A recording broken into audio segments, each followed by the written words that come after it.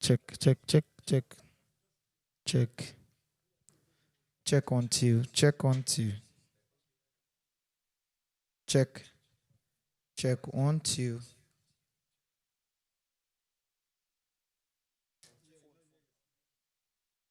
Mic check one, two. Are we live? Check one, two. All right.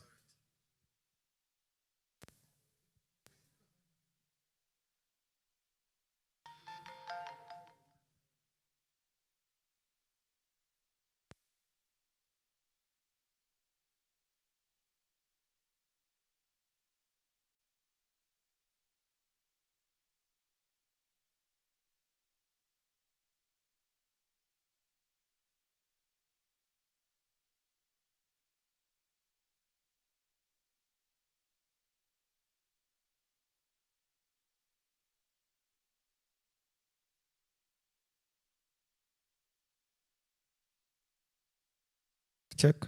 Check one, two. Check. Mic check one, two. Check one, two.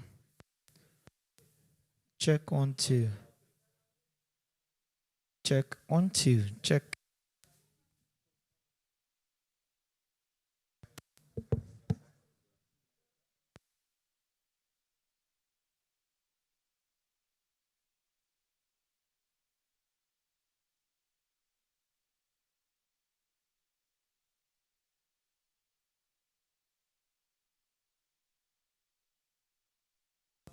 Check one, two.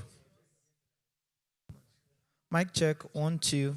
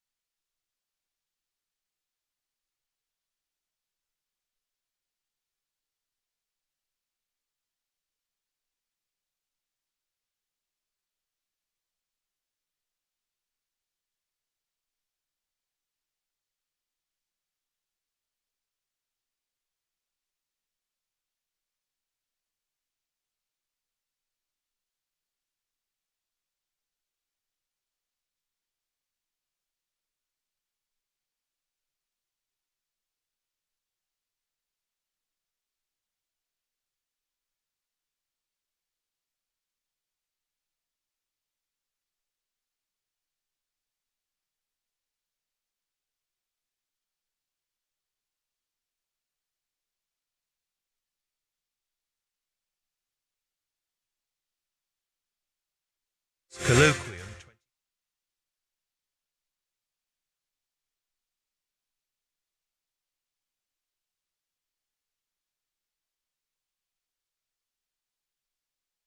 Renewable energy. Gennex Technologies. Next generation energy solar.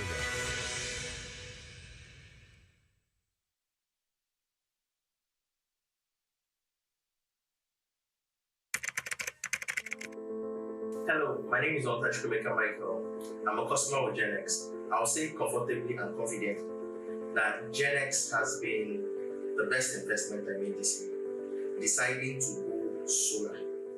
Prior to this, business was very hard. In fact, it was difficult to do business. I'm a digital marketer and I know what it is to be online. Like, we had to spend so much on power, so much on generators. Of course, the dinner's not finished. And it was crazy. And there's been this year of, man, I need 24 hours power. Like, I just need it to happen. I was looking for a partner, you get. People like a partner with, like, let's do this, solve this power problem together. And fortunately, I stumbled upon Gennex and I put the call through. It was like magic, like when you have this thing, like, I want to get this thing done and it's just in front of you. Within a week, they contacted me, they connected me with the funding partners, and within a week, the payment was made, they were funded, and all the agreements, everything.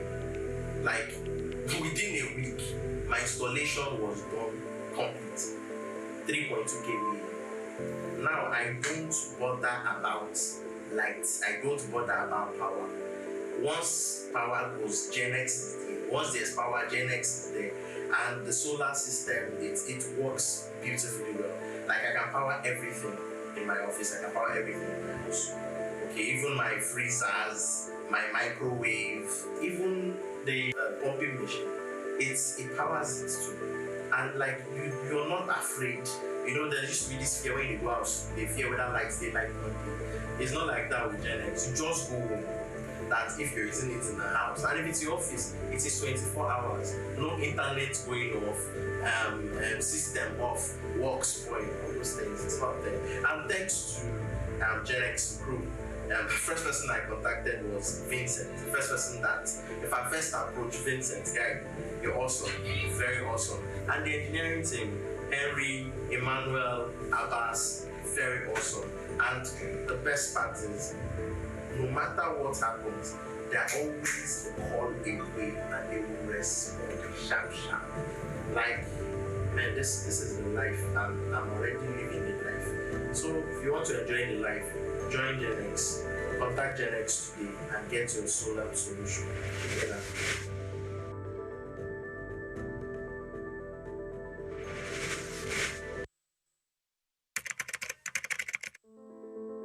My name is Mr. Ugo Abasi. I'm living in Abidjan, GRA, and one of the biggest challenges we've met here is a lack of steady electricity. As a matter of fact, in the last 2 years, I run 3 generators every day, which means that for me to have light in my house, we need to be interchanging generators all the time, because we hardly have up to maybe 4 hours of electricity around this neighborhood. So sometime, I think about 3 months ago, my neighbor here, I noticed that he was having light and I didn't hear the sound of generator, so I had to ask him how that came about. Mr. Mike had told me about a certain Gennex solar providers. So I asked that I was interested in meeting with them to provide that for me. And I'm happy that in the last 3 months, without exaggerating, I think I've probably cut my energy spendings by over 70%. So that is the solar energy provided to my household by Gennex have been very, very effective. it's been quite surprising because for me, I felt if I had done this earlier, maybe I wouldn't have spent as much as I've spent so much in buying fuel and making the noise that comes with generating sales and all that. So I think I'm generally very happy with the effectiveness of the solar provided by Gennex Technologies. And most interesting is the customer service. I think for me, I was so surprised that we can get this kind of service around here in Nigeria, because one of the biggest challenges we have is sometimes even when people provide a good service, then to support becomes a big problem. So, but I noticed that the first few days when we were still not very conversant with operations, that we needed to call them. I'm not exaggerating. There were times I had to call in the middle of the night, and people answered my call and showed us the way to go about it and all of that. So I'm really very impressed with Gennex.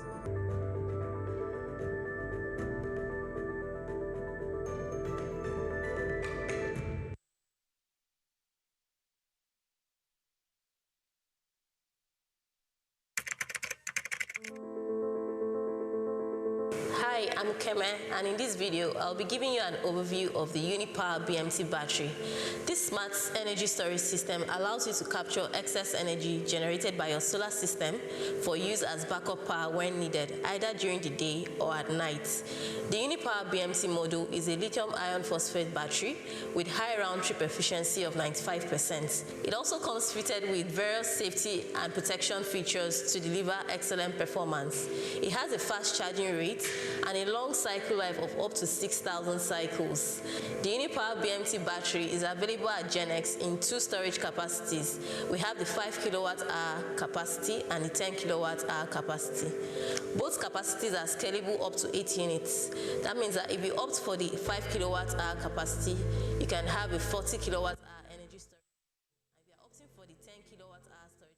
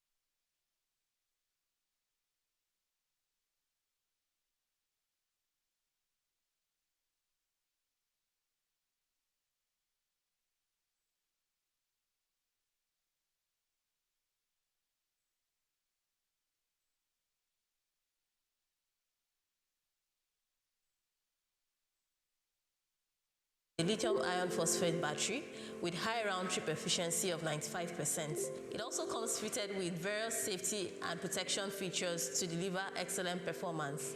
It has a fast charging rate and a long cycle life of up to 6,000 cycles. The Unipower BMT battery is available at Gennex in 2 storage capacities. We have the 5 kWh capacity and the 10 kWh capacity. Both capacities are scalable up to 8 units. That means that if you opt for the 5 kWh capacity, you can have a 40 kWh energy storage system. And if you are opting for the 10 kWh storage capacity, you can have an 80 kWh energy storage system. The battery is compact. This makes it an ideal option for you if you have a limited space for installation. Whether you're looking to save on energy costs or you're looking to have a reliable backup power source, the Unipower BMT battery is a great solution for you. To find out more about this battery and how you can get the products, kindly visit our website displayed on the screen.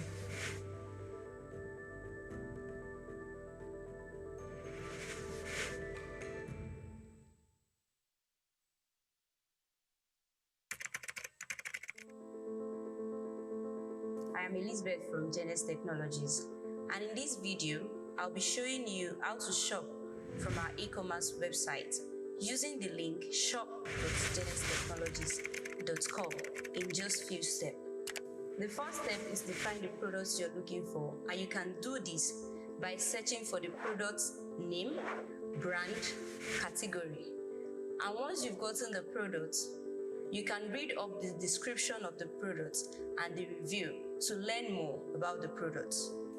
After making your decision to buy the products, you can add to your cart and also choose to add other products to your cart, then proceed. This will take you to the next stage where you make your payment securely and validate your order. That is it. Now you know how to shop from our Gennex e-commerce website. What are you waiting for? Start shopping now.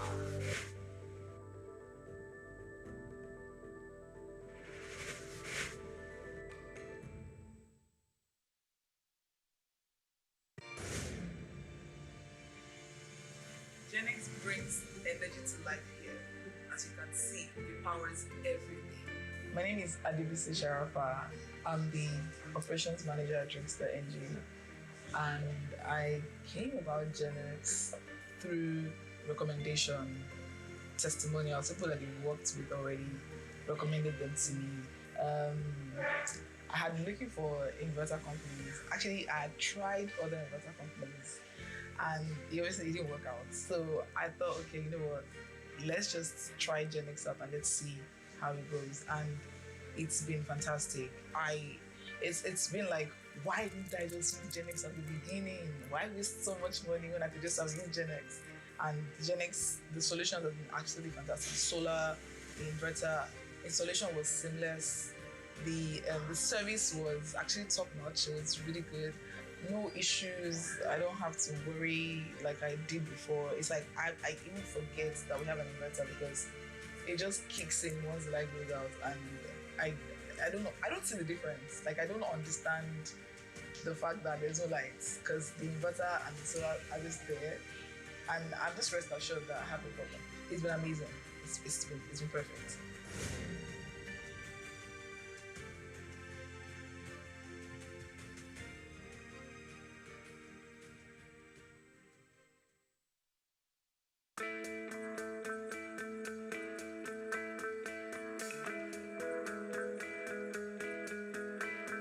I'm Eyo Wobomata. I'm the Chief Operating Officer of Petrocan Trading Nigeria Limited. I've known Gennex Technology since 2015, and since then we work closely on our projects. We actually had to involve Gennex in our project when we were having high overhead costs as a result of running on the filling stations because of cost of diesel and also the cost of utility, which is not usually always available.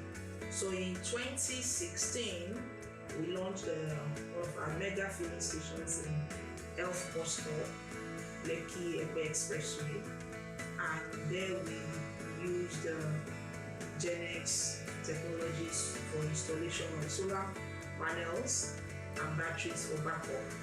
And we're able to use it to power a whole shopping mall, 10 dispensing pumps, and also 5 empty skid plants.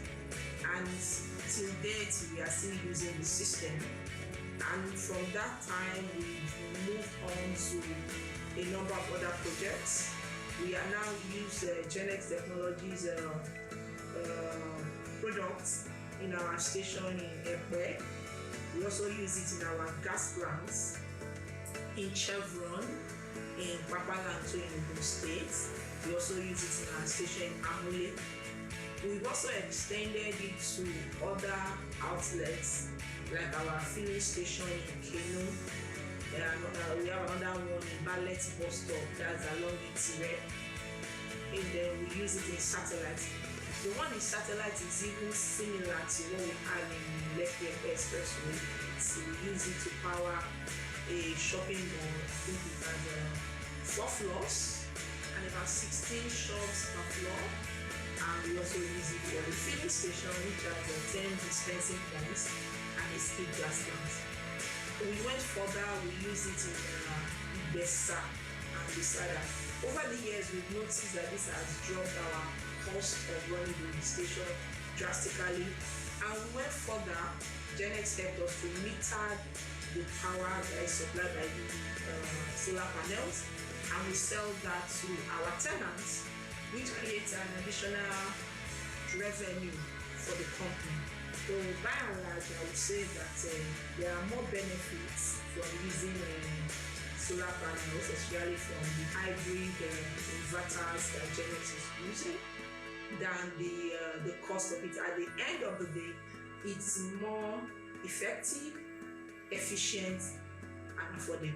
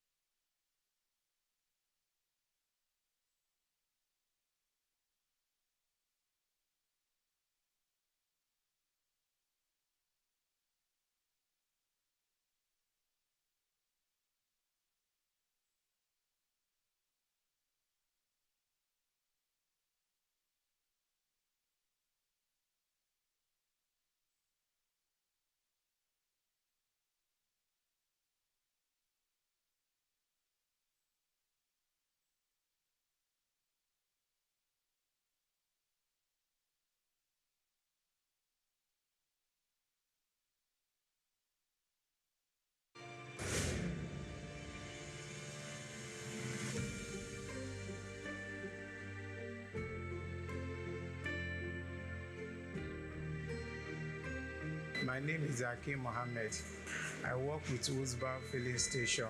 When this place was established, so we think of how do we generate our power, because we know about the power epileptic and we don't want to have many issues with NEPA and all that. So we got to know about Gennex.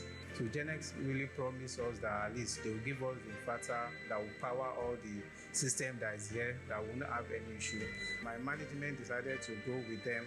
They are able to install the inverter for us since when this place was commissioned. So mostly we use inverter for all what we are using at the building. Our filling station is a mega filling station, it's not just small filling station. We have about 9 pumps with 18 nozzles, and we use this inverter to power it. It does not stop there. The building, we have a plaza which we let out to some people, and those people too, they are of high capacity. They have their ACs, light, everything is being powered by this solar system. So, and apart from that, we sell token to them, which will generate more money for the company through the power that we are using as well. The inverter has been working fine since that time. We really enjoy it, and it's a big inverter that at least carry almost everything. All of us can be on it at the same time, and we don't have any issue. And at the same time, they created a chat group which we can just communicate with them easily without wasting time, that okay, we have any issue like this, and they normally respond on time. It will be stress-free. At least I recommend to anybody that will to go on high scale, either for business or industrial level. Gennex is the best.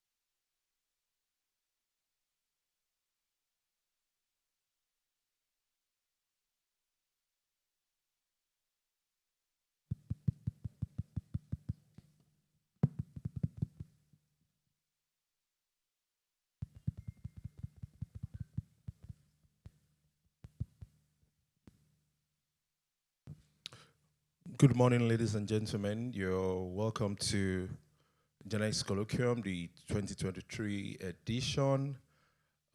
We gravely apologize for starting this late. There are circumstances beyond our control that has to do with traffic for some of our panelists, but we'll start now and we'll hope that we'll move things on quickly. Our National Independence Day is just 2 days away, and as a patriotic corporate citizen of Nigeria, we want to recite the national anthem. Please, can we all stand up for the Nigerian national anthem?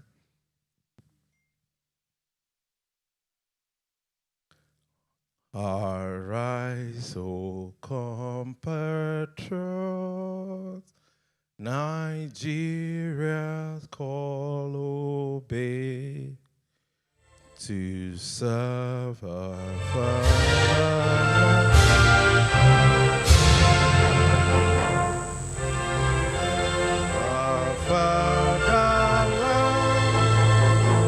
with love and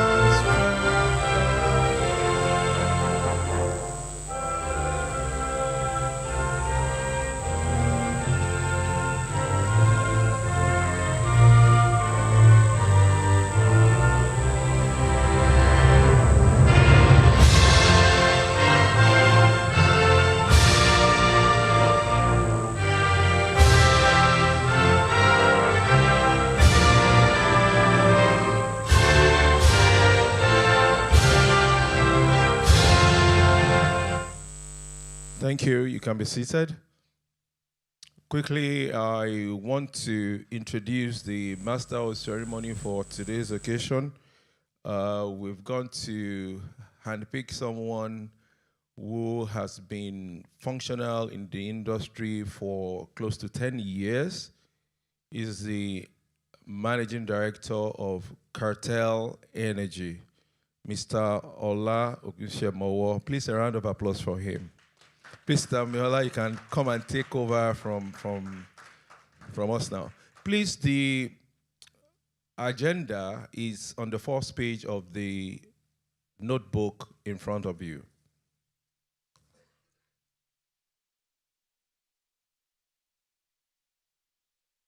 I get the protocol. Oh, okay. All right.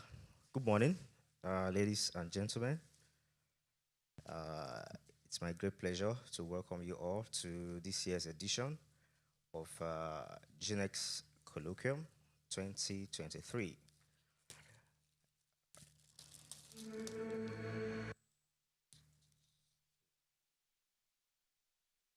Oh, okay.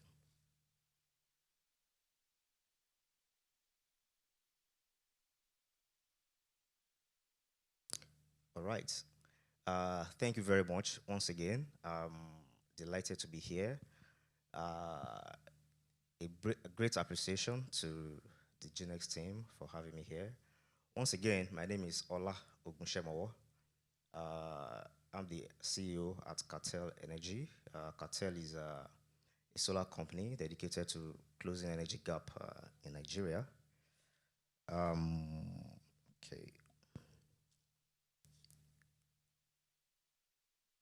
All right, so for me, I think I'll start today by sharing my personal story into the solar industry.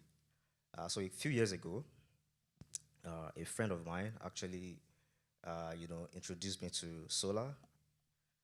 So reluctantly, I just reluctantly okay, just come and install it, more like a family friend. So, but after a few months, I discovered that, wow, this is so nice. I don't have to turn on the generator anymore.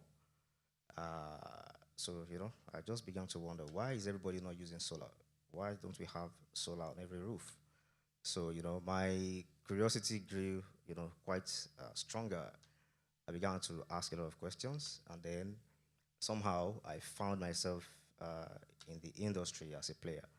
So this is very, very personal to me when it comes to conversations around how to make solar energy available how to lower the barrier to entry for every homes and businesses around the country. It's very, very personal. So on this note, I want to once again thank the Gennex team for having me here. It's an honor. It's a great privilege to be here. Thank you so much. So we'll be starting out looking at the list of panelists and some of the discussions we have here. I want to assure you that today we're going to have a very great time. We'll have a very rich and robust conversation about how to advance the solar energy industry in Nigeria. So you are in for a very, very wonderful time today. Okay, I'm going to start by recognizing important guests here today. So I'm going to start with introducing. Please, I also want to encourage you to, clap and let's make it lively. Just let's do this together. So when I introduce them, I would like you to clap and applaud so that we can honor the guests. So top on the list today is the MD of Gennex Technologies in the person of Mr. Patrick Elo. Please, can you stand up for recognition, sir? Thank you so much. Thank you, sir. I would also like to recognize the Executive Director of Gennex Technologies in the person of Mrs. Oluwatoyin Elo. Thank you so much, ma'am. I also want to recognize the Technical Director of Gennex Technologies, Engineer Tunji Tayo. Could you stand up for recognition, please? Thank you so much, sir. Thank you. Okay. We have one of our Ogas at the top here. So he's the Director of Marketing, Standards Organization of Richard Adeomi. Please stand up for recognition, sir. Thank you so much, sir. Thank you for coming. Okay. I also have all the way from Abuja, one of the regulatory agencies in Nigeria, Zonal Coordinator of Rural Electrification Agency of Nigeria, Engineer Adewale Boyejo. Please, could you stand up for recognition, sir? Thank you so much, sir. We are honored to have you. Thank you, sir. All right. Without further ado, I'll move on to the next item on the list, which is our keynote address. So I'll be inviting to the podium the Executive Director of Gennex Technologies, Mrs. Oluwatoyin Elo. Please, a round of applause for her.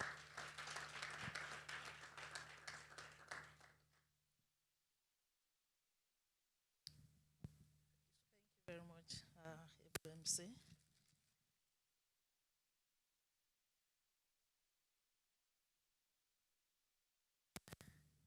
Good morning, ladies and gentlemen.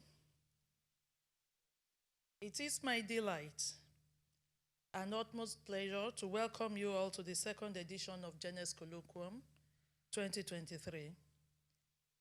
I wouldn't want to stand on the existing protocol. I'll still go ahead by recognizing the presence of our notable guests at this event. The representative of the Honorable Commissioner for Energy and Mineral Resources, Lagos State, representative of the MD CEO, Rural Electrification Energy, Director Marketing, Standard Organization of Nigeria, MD Gennex Technologies, Executive Director Technical, Gennex Technologies, the President, Renewable Energy Association of Nigeria, our product partners, we have the Canadian Solar, Trojan, Jinko, Growers, and others. We have the Gennex distributors and dealers, the panelists. We have our online participants as well, members of the press. It is interesting to know that prices of solar energy installations has been dropping by over 50% year on year, and this is a good news to people in renewable energy space. Today, we are all standing together on the visibility and acceptance that is not just because of environmental choice or cost reduction solution, but more importantly, the economics of the viable option for renewable energy solutions. In recent times, the world has witnessed a sporadic spike in the pricing of fossil fuels, which has become very challenging for countries subsidizing fossil fuels as they try to deal with economic headwinds excuse me, and balance their budgets. In Africa, we have seen more than 4 countries remove fuel subsidies, inclusive of Nigeria in May 2023. As countries in Africa deal with these economic challenges, there is no better time to look inwards to spur production of renewable energy inputs in African countries. We know there are hurdles to be overcome, but we need to start the discussions now. Also, we acknowledge that financial barriers still mitigate the adoption and penetration of solar energy in Nigeria. Our financial partners are here to dive deeper into how to make solar solutions more affordable for all categories of users in Nigeria. And this is a topic for exhaustive panel discussions later in the program. Gennex Technologies is a leader in the industry, and our vision is to see a Nigeria, and indeed an Africa, that is powered by renewable energy in the nearest future. That is why we have brought every stakeholder together in this room to generate insights that will further develop the sector. We are presently in the field of energy revolution. Technology is advancing, and people are becoming more conscious of their choices. I am extremely confident that renewables will power the future. Let us work together, advocate, innovate, and be the change we wish to see. Please, a round of applause once again while she heads to the seats. Thank you so very much, ma'am. Thank you.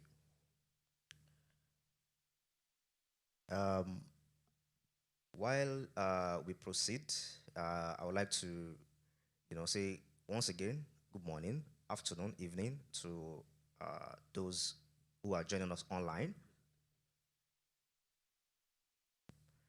I realize that we have a lot of participants online from all over the world. So would like to welcome you to the event, and we encourage you to stick with us as we move on.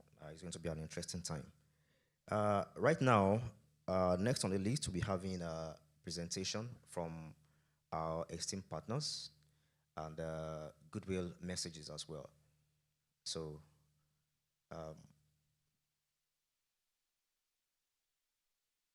thank you.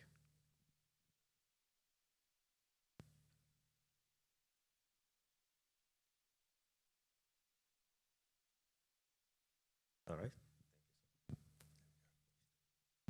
So good morning, everybody. Everybody online, good morning. Welcome to the Gennex Colloquium. We're very proud to be part of this initiative, and I'm just going to run you through a little bit of a corporate overview on what Trojan Battery Company and C&D Technologies is all about. Next slide, please. So Trojan and C&D used to be 2 separate companies with production facilities across the world, supplying the world with battery technology. And in 2018, we amalgamated into one company. So Trojan and C&D Technologies has more than 200 years of experience. We've amalgamated into one big storage company, and we produce storage energy for the entire world. C&D Technologies is a world-class power solutions company, specifically in mission-critical applications, so UPSs, telecoms, etc., where Trojan Battery Company is more focused on low-speed electric vehicles, your motive market applications. Next one. So our mission, why we exist, what we do, at the end of the day, we will lead the innovation to deliver energy storage solutions to power the world safely and effectively. Next slide. So our promise to you basically is to empower effective teams. We've got 2,800 employees in more than 10 countries across the world. So we have a very empowered and effective team that does customer service, project engineering, R&D, commercial aspects, marketing, etc. Further to that, we have leading product performance. As I said, we've been in the market for more than 100 years as a company, and our product performance is exceptional. We pride ourselves on our performance. Operational excellence, obviously we have to look after ISO certification, make sure that we produce products according to sustainability programs, and to make sure that we produce the best local product that we can deliver.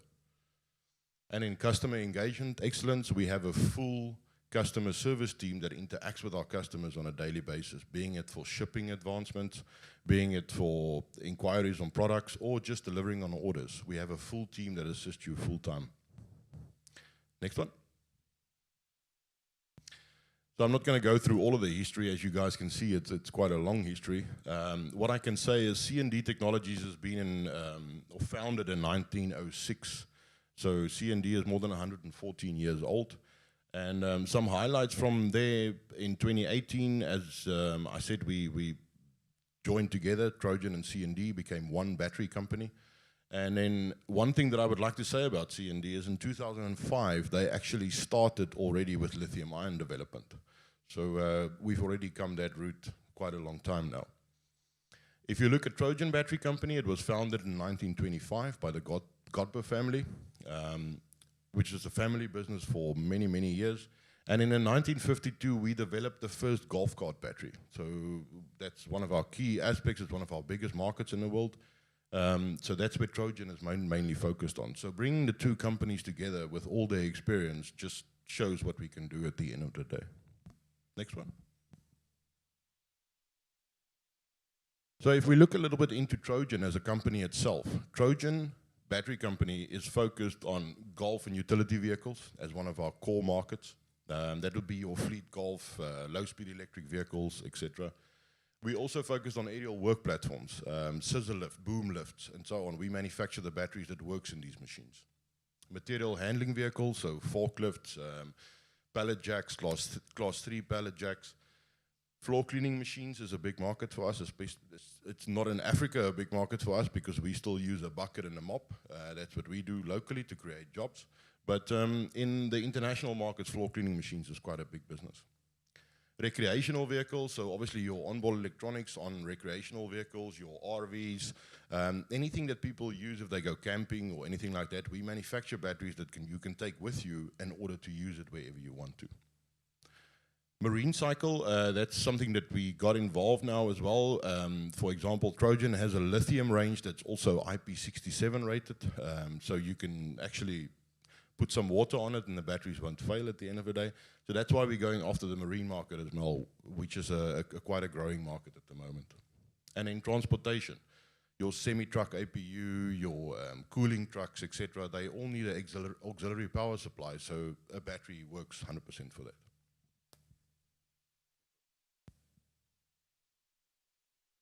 So C&D Technologies as a company is more focused on critical power supply. So if you look at it, data centers, uninterruptible power storage, that's something that we all need across Africa. I mean, there's so many communication that we deal with on a daily basis. So we have to make sure that we have data centers that can handle all of this communication across the world. So we focus on hyperscale, co-location, even edge, and also cloud-based data centers. Telecommunications, so wireless, wirelines, all of the telecoms towers, we manufacture the batteries for those telecom towers. Energy and infrastructure, obviously utility, what we call pipelines, railways, switchgear, we manufacture batteries for that industry. Renewable energy is becoming a much bigger market across the world, so that's a big focus point for Trojan and for C&D going forward. So we want to focus on that market. We specialize in off-grid, grid-scale energy storage, Also remote and hybrid communications. So we've been in the market in Nigeria, for example, for more than 10 years, and we've got really good success in this market. And then lastly, additional industries, obviously electric vehicles, government, nuclear. We manufacture specific products for nuclear plants as well, which has specific requirements and all technical details. So we focused on the market specific. Next one. So if we look at a bit into the energy storage technologies that we offer, obviously lithium is the new buzzword. Everybody wants lithium. Everybody's talking about lithium technology. We manufacture a safe lithium iron phosphate product for all our markets. And this obviously gives you the longest life proposition. It gives you a maintenance-free operation. And that's the future going forward, as we can see in the market how it's changing to lithium ion technology. One thing that I have to say is that we've always prided ourselves in our VRLA technology. And we've got an exceptional high-precision sealed lead-acid battery that you can still use for any single application that you're looking for. And this gives you a long cycle life. It's a premium product. And then it also offers the same maintenance-free aspect. The nice thing about VRLA products is it's fully recyclable. So our product is 99% recyclable. So at the end of the day, the only reason why we say it's 99% recyclable is because 1% of the batteries doesn't actually come back to us. So it's not our fault at the end of the day, but our product is fully recyclable. The next one is gel batteries. So gel batteries is more used in, not specifically in renewable energy applications, but we use them in signaling applications. We use them in colder temperatures as well because they operate quite better. Still a maintenance-free product, it's long cycle life. It's for lower power applications, not necessarily for high power applications. And then it's maintenance-free, also fully recyclable. And then the old trusted partner, the flooded lead acid battery, the one that you still have to put water in and look after. It's like a baby basically, but it's meant to last. As long as you look after a flooded battery, it will last for a lifetime. And that's technology that we started in 1906 already, and we're still continuing it today. Next one. If we look at Trojan Battery Company, C&D Technologies as a group where we are, our headquarters is in America. We've got production facilities in Los Angeles, in Sandersville, Lithuania, Mexico, and also in China. So we have a factory in Shanghai and in Jiangsu. We've got more than 650 partners in North America. In the EMEA region, which is more focused on where we are, we've got more than 100 partners. Across South Africa, we've got more than 18 partners actively selling and offering our products into the world. Next one. Service and support. I mean, that's a really big thing in this market. You have to be able to back up what you sell. Now, at the end of the day, our extensive service coverage means that we are available in more than 130 countries across the world. We've got service partners, we've got distribution partners like Gennex. So we hand over the service side of our product to our partners, and we empower them to do the service option, to make sure that maintenance is done on batteries, to make sure that people understand why you need to look after batteries at the end of the day. It's your livelihood. So we're just a call away. We've got a 24-hour emergency support line, so if anything goes wrong, customers can call us. We're 24 hours available. We'll support. We do in-country replacements if anything goes wrong with the batteries. We're quite lucky to say that we don't have a lot of warranty claims, and I'll stand by that. And on-site service. So we pride ourselves in training our partners to deliver on-site service. If a customer phones in, he doesn't necessarily have to speak to the OEM. He can speak to any representative at our distributor level, and these guys are trained by us to answer questions, to help support, and we act as a backup line for that. Next one. So as a company, our most valuable resource is obviously people. We pride ourselves in employing the best people, employing the best partners as well, because that's part of our company. We've got 2,800 employees in 10 countries across the world, and we pride ourselves as world-class products and service delivery at the end of the day.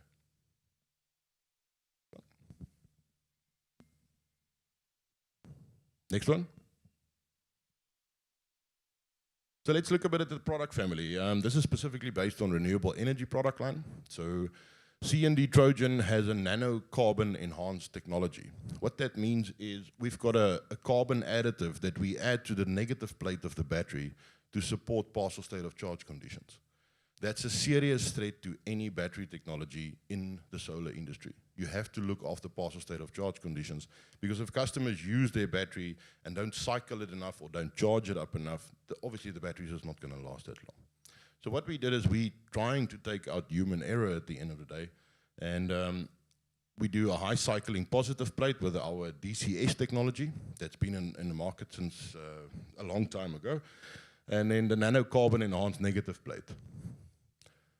So the technology put together basically gives us the best possible solution that we can offer to the renewable energy market, because we take the actual conditions of the renewable energy space, we consider that, and we manufacture products that works in that market. The product families, the AES technology is obviously 6 volt and 12 volt monoblocks. We start from as small as 100 amp hour and we go up to a 335 amp hour monoblock. And then our Liberty AES, which is our 2 volt cells, that's the big box on the bottom left hand side. So that comes in a complete 48 volt configuration from start. So you can order that product from 133 amp hours 48 volt configuration up to 2021 amp hours. So that's a built plug and play. So when it comes to the site, you basically assemble it, you put it down, you tighten it down to the ground, and that's your product. Next one. So success across Africa. Africa is a difficult market. We have to make sure that we support our customers, make sure that we're available, make sure that our batteries can work in conditions that's not necessarily world class. As you can see, I mean, in the middle there, there's the batteries that's in the containerized solution. That's actually for keeping food cold for a rhino sanctuary. So they actually packed it into a cave. And the batteries operate, they work 100% there. These are just some of the solar systems that we've done. On the left-hand side was in the Yemen. In the middle is actually Nigeria. And then on that far right-hand side is a Kenya project. Next one. Data center and UPSs. I mean, that's a massive market for us. We are really strong in this market. We support some of the biggest OEMs in the world. And we provide a product that can really give you an uninterruptible power supply at the end of the day. On the left-hand side, we've got a project that we did in South Africa with Sanlam, who's one of our biggest partners. And then on the right-hand side, we're just showing basically that whatever you need as a product, you can rack it, stack it as a 48 volt connection, you can grow it as far as you want, and you can stack it on top of each other. So there's no limitation as to what we can do with battery technology. And then this is kind of a heartwarming story for us. During the COVID times, there was a company that reached out to us and they asked us, they need to do testing across Africa. They need to go to villages. They need to go and see if people are actually doing okay. Are people not affected by COVID? So we've got 32 of these mobile clinics. So basically the batteries are mounted on the side of a truck, and then there's a full solar system with a testing lab inside of that truck. And that travels all across East Africa to visit villages, do testing, make sure people are healthy, and make sure that people can go ahead. So that's a really good product for us, and it just shows you the versatility of what you can do with batteries and where you can take it. Sustainability, I mean, that's a big key. It's something that we all have to focus on. We have to look after the environment. We have to make sure that we're ISO certified. We have to make sure that we reduce our carbon emissions. So that's something that the company is really focused on. I mean, we've done a 2.5% reduction in kilowatt hours of energy batteries produced. We've recycled more than 148 million pounds of lead that's reused in order to produce our batteries again. So we pride ourselves in making recycling part of our daily business, making production part of sustainability so that we can look forward as a company and make sure that there's a future for our generations to follow. That makes us really, really part of what we're doing and what we're going forward. Next one. That's it. Is there any questions from anybody? Please feel free to ask. We will be here the whole day, so if you want to talk, let us know. Thank you.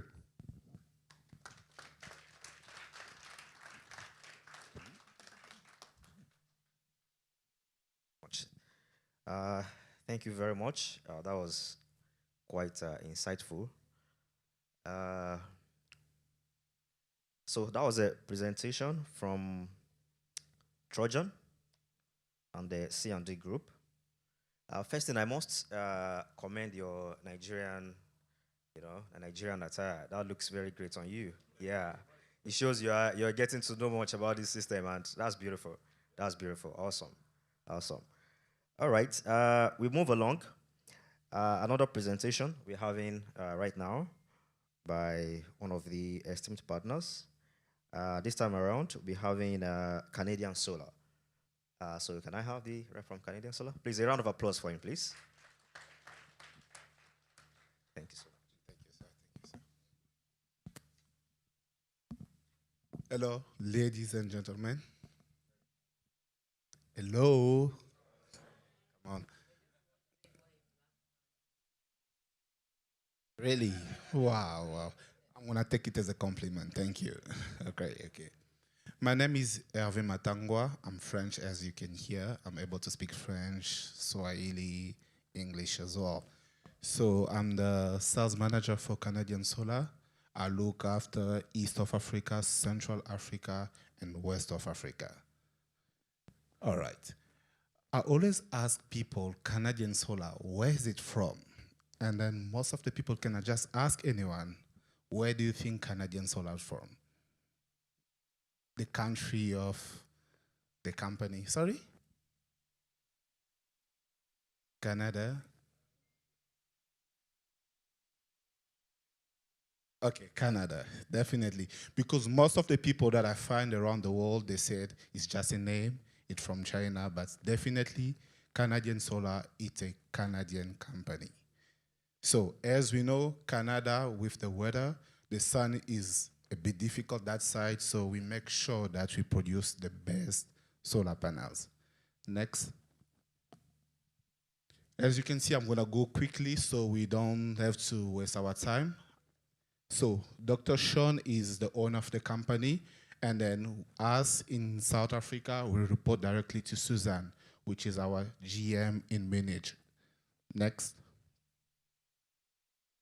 As you saw on the previous slide, we have over 18,500 people that are working for Canadian Solar, over than 20 nationality, and then that's massive, guys. That's massive. And the company has been founded in 2001. As we can see, we have shipped from 2001 till now, till last year actually, 94 gigawatts for premium quality. And then definitely for the pipeline that we're having now, we're looking around 25 gigawatts. Next. As I said, it was founded in 2001, and then you're looking around 18,500 employees globally. And then on the top 5 modules of the world, we have 30% annually.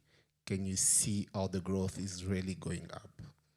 And then the revenue in 2021, we're looking around 5.3 billion of USD. And now currently from last year to now, we're looking around 7.47 billion. Next. Okay, I'm not gonna waste a lot of time here because here it's about the solar and the storage. So we can go to the next slide, please. As I said, we present around 25 countries around the world, and all those are the location, and then we have around 17 manufacturers around the world. Next, please.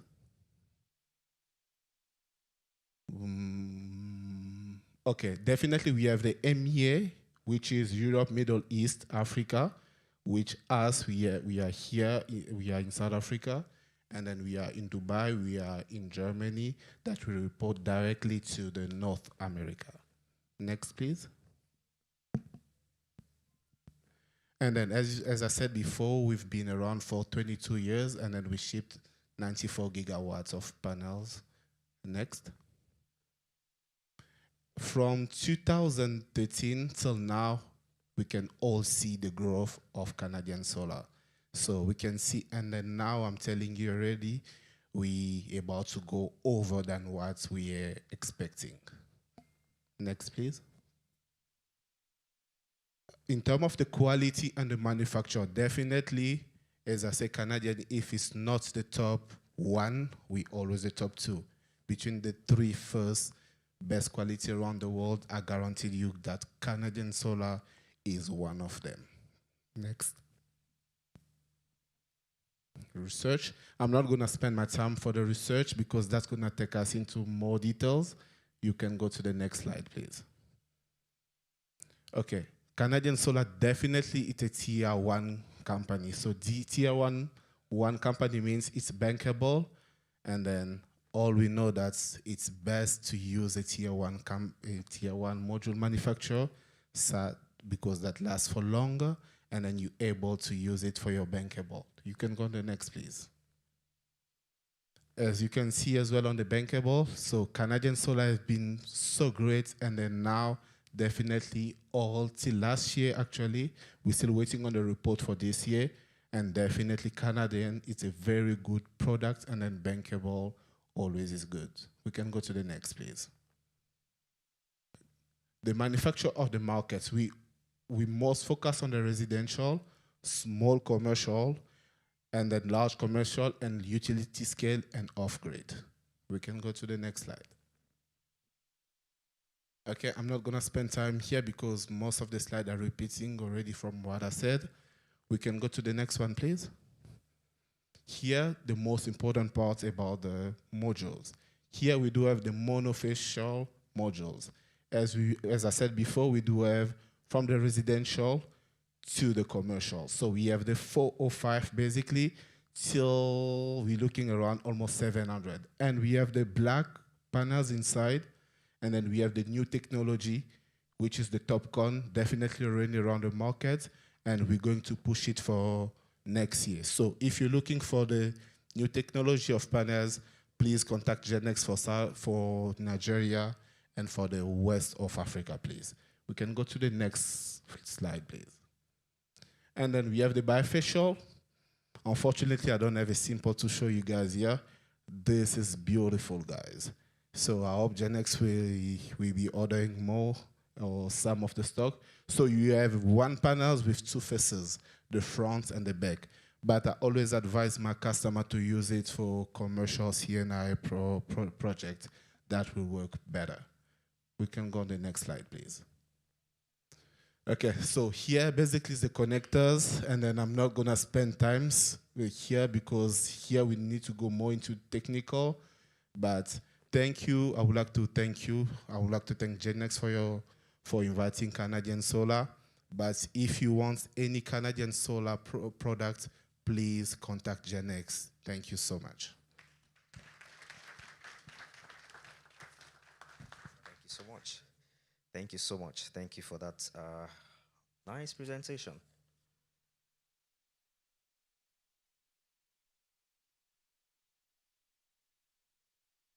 Okay. I'm sure we are getting lots of interesting facts and data here. Thank you to Gennex once again. And you've heard it. You need Canadian Solar. You know who to call on, Gennex Technologies. All right, so we are moving on very quickly into the next item on the agenda. So this time around, we're going to be having our first panel session. Yeah, you know, panel sessions. Actually, when I'm told that I'm going to MC this event, I was, you know, happy. So I was going to escape the panel, so I won't be answering the questions. I'll be shooting. I want to be the one shooting the questions, actually. But somehow I've been managed to squeeze me into this panel session again. You know, so it's going to be interesting. You know, when we have opportunities to discuss like this, it's always. I mean, it doesn't happen all the time. I mean, this event is only once in a year. There are many others that happen during the course of the year, but this one is unique because we have very unique stakeholders here. So I'm also, you know, looking forward to some of the things that we'll be discussing today. So I'll be inviting to the stage now the facilitator first, in the technical director of Gennex Technologies, Engineer Tunji Tayo. Please, can you kindly come forward? Please, a round of applause for him.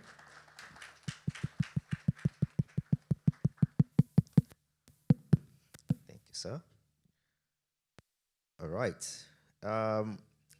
Next on this list is the Southwest Coordinator of Rural Electrification Agency of Nigeria, Engineer Adewale Boyejo. Please make your way to the stage. A round of applause for him. You're welcome, sir.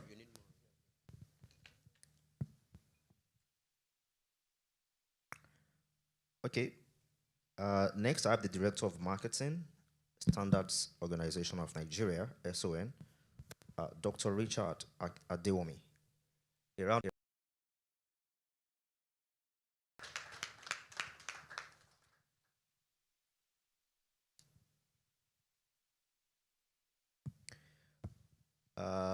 One of our panelists is still on the way, so I guess this session will have to go ahead. I sincerely hope that he will be able to join us. So I'm going to be joining the session 2 right now.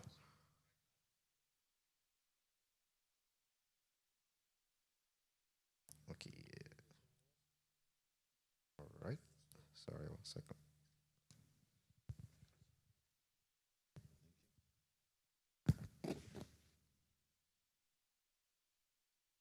All right, so this panel session, we're going to be discussing, the title is Empowering Local Solar Production, Investment Strategies for Driving Solar Components Manufacturing and Production in Nigeria.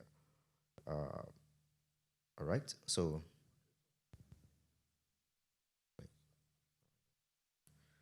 Okay, so the facilitator, over to you, sir. I'll join you here. Okay, great. Okay, good morning, ladies and gentlemen. Welcome to the second edition of Gennex Colloquium. It's going to be an annual event. You're welcome. My name is Tunji Tayo, the Technical Director for Gennex Technologies, as I said earlier. And I'll be moderating this panel discussion. The discussions have already been introduced, so let's save that time. I want to go straight to questions. And for the purpose of this discussion, I would like to kind of break the areas for discussion into 3. The first is high-end PV modules. Second, low-end PV modules. And third is balance of system components. The reason for this is we know the global solar industry is fast evolving. And if we have to be realistic, we should ask ourselves, where can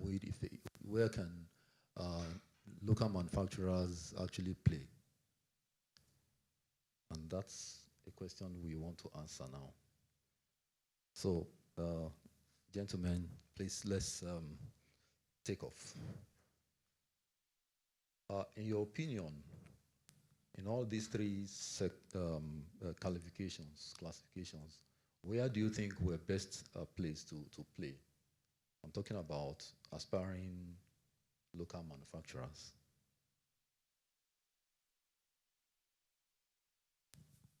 Good morning. The first thing that we need to know is what is the capacity that we have in terms of the local content of what we want to produce.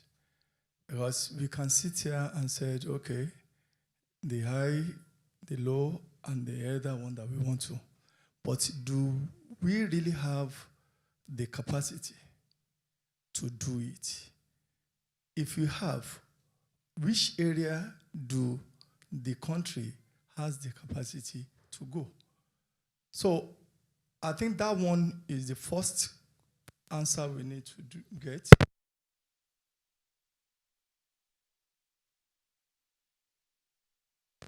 This is the one that we need to start from. I think that's the way I look at it. By the way, I think we should,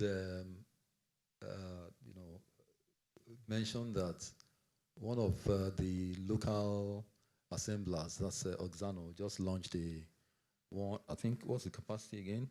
1 megawatt, right? 100 megawatts. 100 megawatts assembly plant. Please let's give them. Yeah.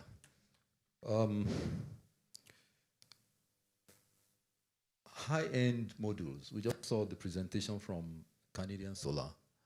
In my own view, I think for now, it's not an area we should even consider. I would rather say we look at balance of systems and also low-end modules. I'm talking about for aspiring local manufacturers. By the way, for non-industry people, balance of systems refer to every equipment you need to build a solar power system, excluding the solar panels. I know that people have been working on inverters and stuff in Nigeria. So,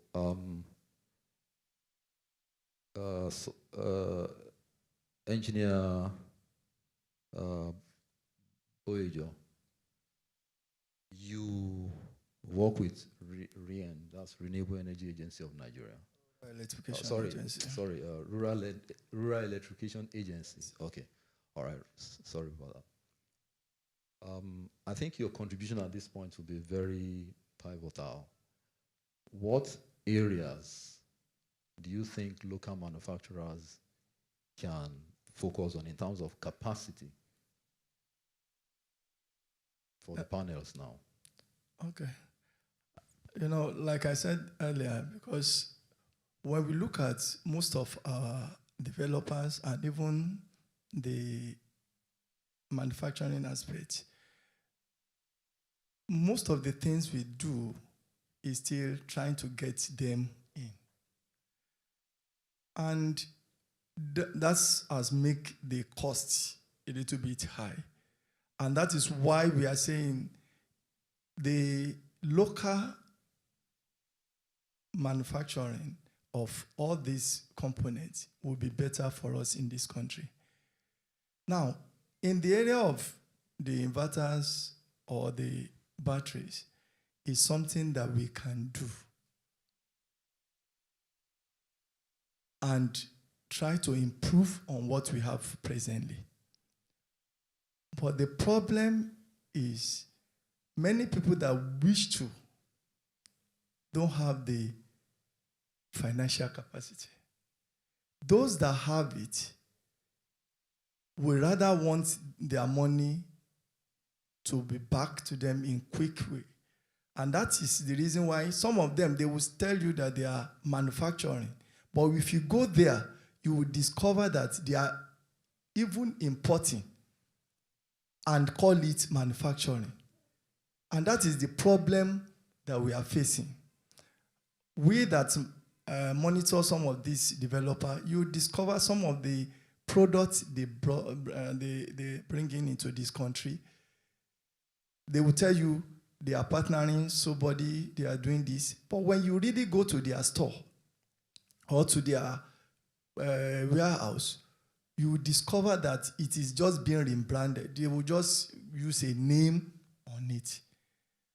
So the work mainly, like thank God that the director is SON is here. The work is more to the regulating agency that see to what comes into this country. so that we can encourage those that really want to do the real manufacturing. Like you said, inverter, for example, there are so many engineers that on their own, they produce this thing. But because of financial incapacity, they cannot get it in large volume that we needed for this country. So at the end of the day, they will just do few for maybe 2-3 houses, and that's all. But the real one that we need is those manufacturers that really have the interest of the country, the interest of solar mini grid, that want to improve on it, then they should work on it. So the SON, the customs, need to do more in that area. All right, thank you very much. So can we have your contributions on this? All right, thank you. I want to thank everybody, in particular the MD of Gennex and the Executive Director. We're happy to be here again. The last time I sneaked into this forum, I was the Director of Marketing then. And coming back here, I'm now the Director of Laboratory Services. And so I'm happy to be here. Talking about manufacturing, from my experience over the years in the Standards Organization of Nigeria, how many companies sincerely manufacture in Nigeria? We are all assemblers. We are all assemblers. And so being an assembler confer on you a lot of commitment to Nigeria itself. Where are you sourcing your materials from, your components? Is very, very important. So years back, you remember the two companies that produces a flooded battery in Nigeria, Exide, and then the other company, they no longer exist. I know there is another company in Ilorin producing flooded battery now. But coming to deep cycle and every other technology, we are still far from it.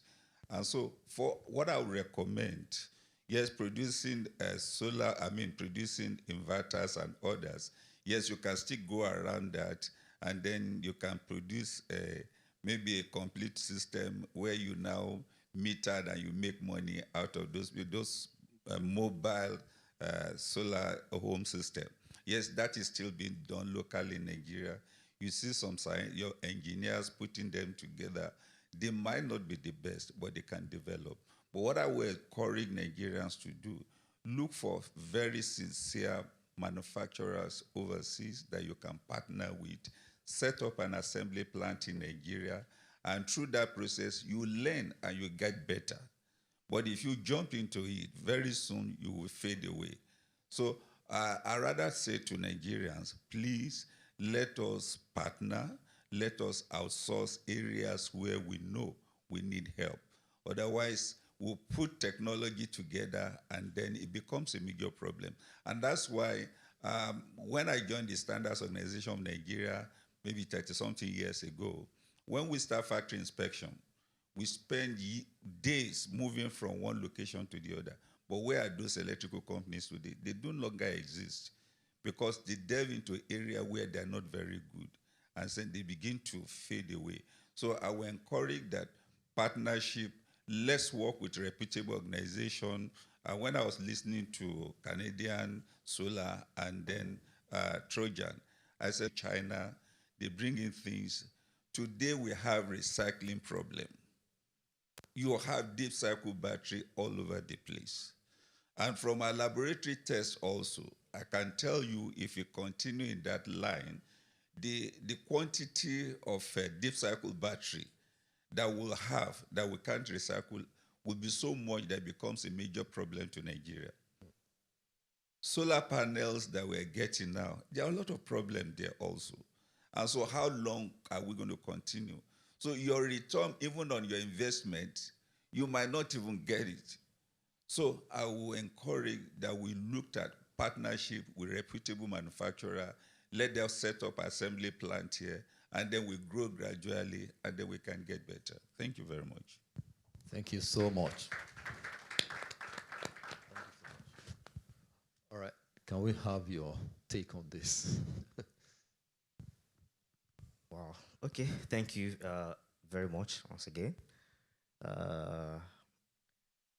All right, for me, like I said earlier, I would have lost be shooting the questions, but now you've directed the question at me. Okay, so I think from my own perspective, the number one thing here we also need to consider is availability of patient funds, right? By patient funds, I mean, look at what is happening in the tech industry. You know, you just set up an app, you know, any app to maybe a ride-hailing app to go to the restroom, app for anything, yeah, and then just create a pitch deck, and you can raise $10 million. You can raise 20 between. Give yourself 6 to 12 months. You know that can happen very very fast. But when it comes to this hardware side of things, raising funding is usually quite more difficult. It's quite more difficult because of the investors want to look at the return on the investment. So I mean, you want to run a manufacturing plant in Nigeria, you have to think twice, because number one, I can assure you, if you want to depend on banks to do that, interest rates will first of all, finish you. Yeah, from there, I mean, you just start from there, and then next thing you want to look at is the value chain. The value chain, very very important. When it comes to let's say manufacturing, even assembling, I think for me, I like to break it down into components and look at the the key components of what you want to assemble or manufacture. At the end of the day, you will still discover that you will import everything. You will import everything because for the manufacturers that we see, in the developed world, they don't, even though they are manufacturers, they don't manufacture everything. They don't manufacture the components. You start from the car manufacturers, pick a global brand like Toyota, for example. Toyota will not manufacture the seat in the car. They will not manufacture the tires, so many things like that. So they would have to partner with another factory, close by, proximity. They look at all of that can, supply them consistently. So if you want to do the tiniest of things, I remember there was a time we were trying to localize manufacturing of inverters in Nigeria. So you start from the enclosure. Okay, we felt okay. Maybe we contact some local fabrication companies in Nigeria, and then they can fabricate the enclosure for us. Then the other things like boards, breakers, and all of that, we can bring them in. But then, by the time we receive the cost, it's almost maybe 50% of the whole cost of the single unit of inverter itself. It's very expensive. And when you ask why, they also tell you, well, look at it, foreign exchange.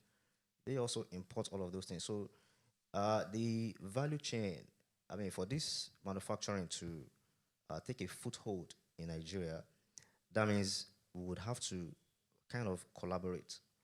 So that means if an organization is, venturing into local manufacturing of inverter, for example, you would also need probably to look for another factory that would, migrate over here to Nigeria and set up a local fabrication manufacturing plant, such that they will service you, and then they'll be able to service all the other. For example, some will want to make custom-made what do you call it, boxes, enclosures for different other electrical stuff. So that's number two. Presence of value chain enablers. I call them enablers. So that you don't carry all the weight of doing everything on your own. The same thing, if you have plastic components in what you want to make, are you going to import the machines, the mold, all of that? Are you going to do that on your own? So all of that will bloat your cost so much so that it becomes unsustainable. So these are two key factors, from my own perspective. Thank you. Yeah, thank you very much. Thank you very much. And please permit me to actually contribute in this based on our experiences at Gennex. We started by importing, I think the first rail was from Unirack. I think that's mountain rail for these modules. And then we asked ourselves, is this doable here? We know we cannot set up a real manufacturing company, but then we knew we could design these things. We could design the accessories, we could design the rails. The next question was, is there a company around that can produce it for us?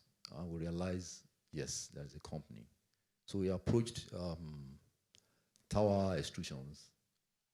We gave them our design, our models. We negotiated. We got the mold.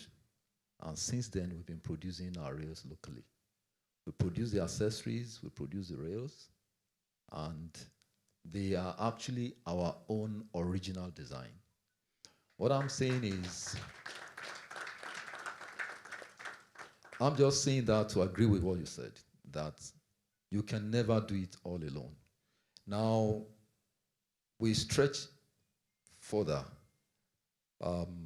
We had people with us that, just like you said, made attempts at producing inverters locally. And then the obstacles that you recognize, yes. The next thing was, how do we partner with people who have the strengths that we don't have? So this is the second example I want just to help our listeners who may be aspiring into production, manufacturing. How do we go, what's the realistic channel to do that? And we got in touch with our supplier, Voltronics. We knew we had special knowledge about the environment here. So we kind of piped those experiences to Voltronics, and they used that to actually customize our products, our inverters, which were supposed to be more resilient because of our knowledge here. So again, you add value in some ways. You can never do everything in today's world. All right. So I'd like us to look at the aspect of policy. How do we think government can use policy to drive some of these objectives in terms of, well, you could call it assembly, call it partial manufacturing or whatever?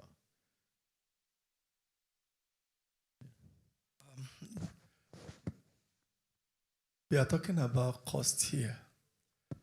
And like what my brother said the other time, that by the time you look at what you want to do, you will discover that importing is even more better for you because the money, the cost aspect will be too much. And I think that is where the government policy comes in.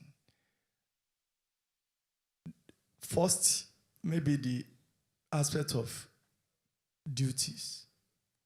What you pay when you import such things to Nigeria, especially when you want to use it for manufacturing.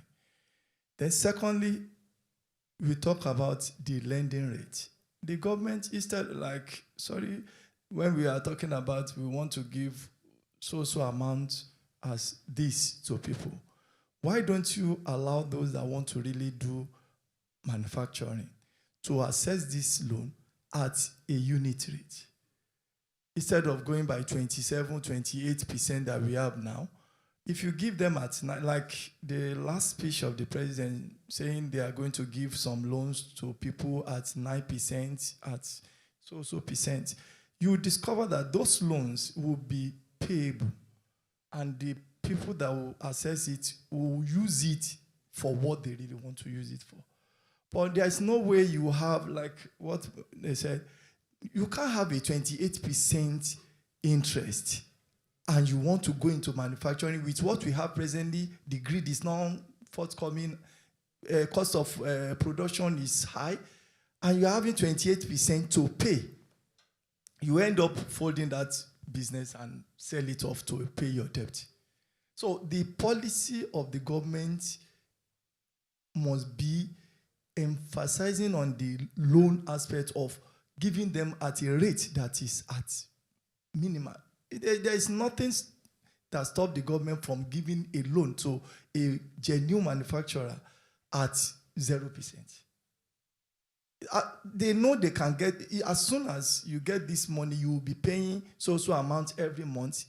But that is area where the government needs to look at if you want to develop. There is no way everybody is shouting about dollar rate and everything. You cannot be importing and not exporting, and you expect your dollar to rise or to have value. There is no way, unless we are deceiving ourselves. That is where we need more of government policy to drive manufacturing, especially this solar power that we are talking about. If we really want Nigerians to adopt it, the cost must be very, very minimal. If any average Nigerian can say, okay, let me just have a home system that will just point of light and everything. But when you are looking at the amount, your money, your salary cannot even, if you want to go on loan for it, your salary cannot have it. So I think the area is just, one, the duty free for those things and lending rate to be reduced. Thank you very much. For me, I think I've been privileged to be part of some of the policies that we get in this country. But what I'm worried about is how we abuse government policy. A lot of abuse. If you go to our seaports and then somebody says he's importing CKD because the duty is low, and then he has 10 containers. That 10 container contains everything to make up that product. And so he's getting a lot of rebate, goes to small shop and put it together. There is somebody that has a plant in Nigeria that is going through stress to get this business done. So every time you find out that in Nigeria we don't have stable policy because there is always manipulation of this policy, and then people that are also expected to implement it becomes a problem. And so it seems these policies are not working. They're actually working, but the human element that is in it, manipulating it, makes it difficult, and it seems it's not working. I think there must be proper monitoring of implementation of government policy, which is very key for me. If it is not done, every time you keep changing the policy.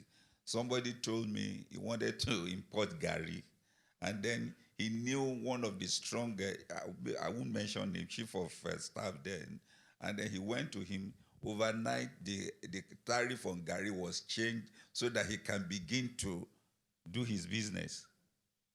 And every other person began to suffer because of one man.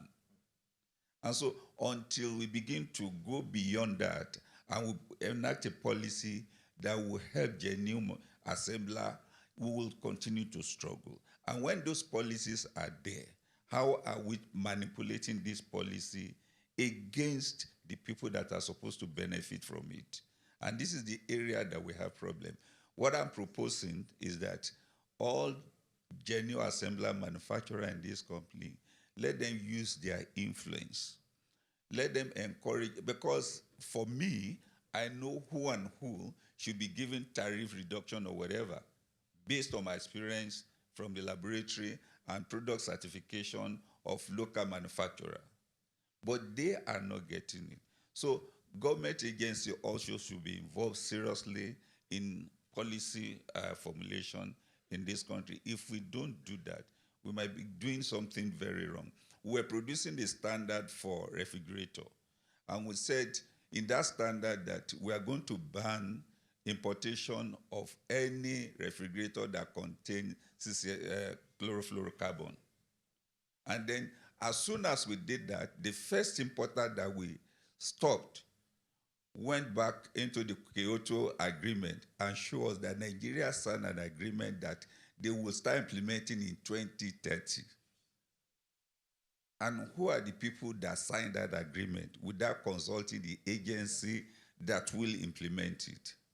So we have a document that will have to wait until 2030 before we can implement.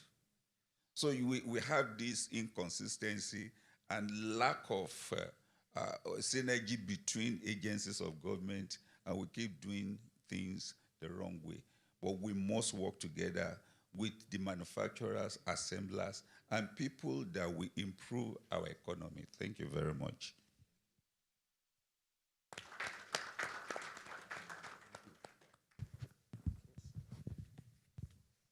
Okay, thank you very much. Okay, I think I would want to look at this. I mean, number one thing is we need to, first acknowledge that Nigerians, we are very, very creative. We are very, very creative. I don't know what policy you really want to formulate. We will definitely find our way around it. That's the number one thing. So, I mean, I am aware that there are lots of efforts to formulate policies, implement them, enforce and all of that. But then the human factor, some people will still compromise it anyway. They still compromise our policy and then ensure that it really doesn't serve the purpose for which it was created in the first instance. So this one is it's a problem that is not peculiar to Nigeria alone. I mean, in some parts of the world, this also happens. Only that here it's it's quite prevalent, quite prevalent. I give you an example. If you would import, let's say, if I'm import of significance, battery. If you import battery today, and then you've done all the custom and everything like that, and then maybe you've taken it to your warehouse, you'll be surprised that some informants will still inform customs to come over because they cannot hear battery. When they hear battery, they know this is money. So they are coming after you. They want to, say, okay, give us your paper. You've done the right thing already, but they will still come over to come and check again. So, but meanwhile, we, at the policy formulation level, they might say, okay, let's reduce duty on let's say solar components and all of that. But then, unfortunately, when the other agencies like custom, for example, when they see that, oh, this, let's say maybe 2 years ago, we only maybe processed about 20 containers of these components, and then all of a sudden it's now 1,000.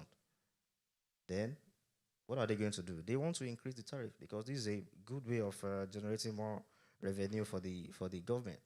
So you see this conflict of interests, happening from time to time. So one agency is, trying something to make it easier for adoption of solar. Another agency sees it as a money-making avenue, maybe not for themselves, but for the government. Maybe they are doing that in good faith. They want to generate income, more revenue for the government. So that's why when we have opportunity to discuss like this, for those who are in the position of advising governments and agencies and all of that, this is something that should be taken into consideration so that we are not at war when it comes to, let the focus be the same. So while I want to generate income for the government, at the same time, I also have to look at the interest of these other sister organizations. What are they trying to achieve? What are they trying to do? So that we don't have total collapse of policy. Now, the other part is some time ago, I also had the privilege of reading a book. The first time I went to Dubai, so I saw this book, on the show by the president of the UAE. They call him the chief, I think CEO Sheikh, something like that. They call him CEO Sheikh. So, because I was just trying to see, okay, how did you get all of this vision, and how is it even possible to implement them in such a short period of time? They started that place in year 2000 to 2001, thereabouts. And, the growth is what we are all seeing today. So one key thing I could pick from his own, experience is that this red tape, this bureaucracy, it exists everywhere. It also exists till today in their own system also, and it's, it's significant. But what they've also done to just avoid all of that is to set up a free trade zone area. So they started with one, they recorded a huge success, and then they started replicating it. They did for health, they did for education, they did for technology, like that. I also see that here, we've also tried creating free trade zones, because there, you have all those things we're talking about, from government agencies, all of that, everything, zero. They have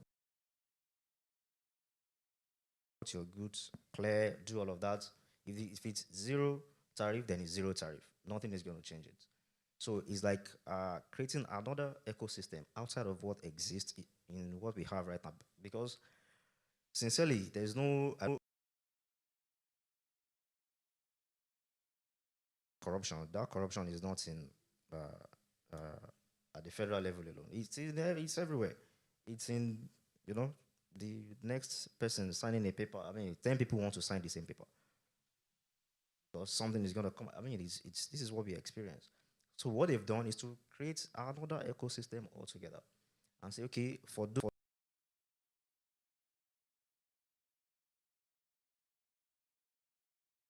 all of them to somewhere else, restructure the taxing system for them. The financing there is also totally different.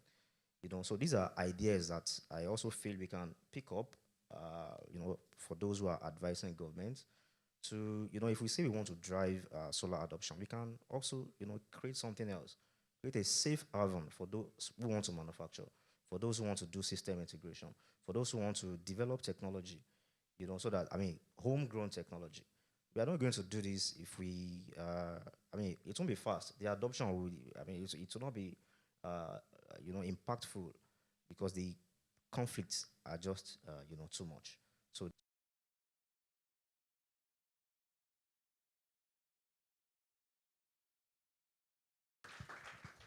yeah, luckily we have Dr. Segun Adaju. I know he's tried to push a lot of policies and favorable policies to help the renewable energy sector. He's the president of the Renewable Energy Association of Nigeria. Oh, you are former now. So sorry. I thought you were still the president. Well, once a president, always a president. So on this area of policy, I know you have a lot to tell us. How to use policy to drive Paris Agreement. So it's important for government to take interest in creating adoption of solar technologies and renewable energy, clean energy in general.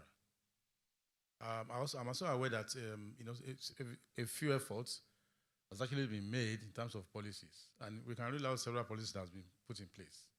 Several. So the issue is, what level of implementation do we have currently? And that's what we should be looking at. I was at an event yesterday with the Energy Transition Office in Abuja. That's in your own best interest. Okay, so you sign an agreement that you achieve this conditionally or not conditionally. You've developed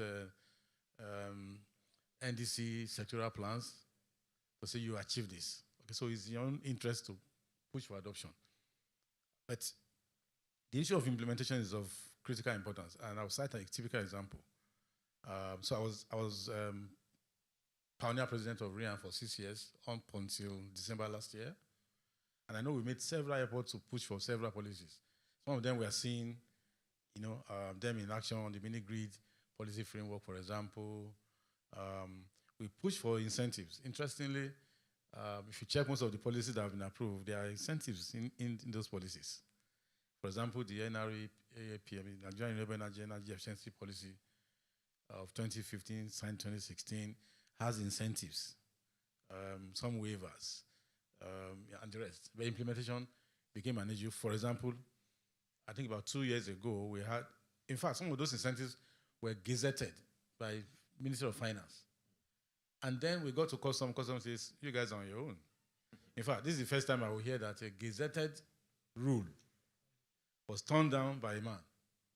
Of course, by one man, Colin Ali. I'll mention his name. Yeah, he told us, well, I have a budget to deliver this number of revenue for Nigeria. So if I give you waiver, I'm not going to achieve my target.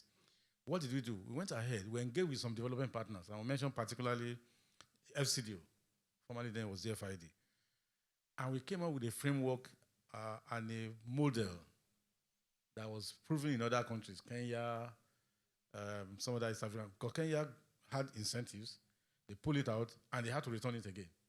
And that's what catalyzed adoption of renewable energy technology in those markets. Okay, so, and it was clearly proven that, for example, if you remove VAT and, custom duty on solar systems, number one, what is the percentage of that what's it called, revenue head for government as compared to the general revenue of government? Very insignificant. That's argument number one. That even if you are saying you want to achieve your revenue target, even if you give waiver to all solar systems, you won't even feel it in your revenue. Even if you double it, you can't feel it in your revenue head. Argument number one. The second argument is we're also able to prove that if you remove VAT, custom duty of X amount, the ripple effect in terms of, for example, adoption of energy that will increase the productivity of companies like SMEs, you increase employment, and it's proven in regular, typical, we mentioned it, barber shops, and my very good friend is here from grooming. We've tested this. You deploy solar for a barber shop. In 2 years, the guy has opened 2 additional shops, okay? And he has employed more people. So you have increased revenue. And then you can now tax payee on those revenue.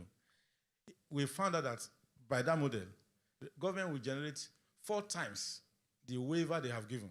I mean, simple, but it was really very difficult to still implement. We're still pushing. FCDO supported that framework. Look, why not just give incentives? For example, if you are putting solar on your rooftop in, say, Lagos, maybe there should be some tax rebates. You could file in those ones as allowance, capital allowance, just create some incentive. And then you see everybody begin to adopt renewable. But the ripple effect in multiples is higher than the waiver you are going to give. A typical example of an incentive that is possible to do, right? So policy is very important. I have the opportunity right now of working with Lagos State government to develop the decentralized renewable energy plan for the state. We did a mapping of Lagos State with the World Bank, and we found out that if you put solar panel on rooftops in Lagos, residential rooftops in Lagos, it will generate 12,500 megawatts. And we're saying, look, how do we push this? We're currently on that project now with African Development Bank. And we also proved that the market, everybody here, maybe up until recently, the money we're spending on fuel for our diesel generators and is actually that money that is in the ecosystem that you just need to catalyze and jumpstart. And then that revenue, and so policy is pretty very important. It's something we should not joke with. We should keep pushing. And for example, manufacturing also, we created some with the Nigeria Investment Promotion Commission to incentives for local manufacturing. That was what bettered the Solar Power Nigeria. It was 160 billion. I was part of the team that put it together in the NESP, Nigeria, Sustainability Plan. And we're seeing some ripple, although not many people have been able to access that funding. But a typical example was the 100 megawatts solar plant that was commissioned yesterday. I don't know how many of us attended. That means it's possible. And I know about 5 other Nigerians thinking along that line. Minimum of 100 megawatts. Solar manufacturing in Nigeria. So this is possible. We should not also be, and I'll close with this, we should not be constrained, but that, there are challenges. I mean, my good friend I had, there are a lot of constraints.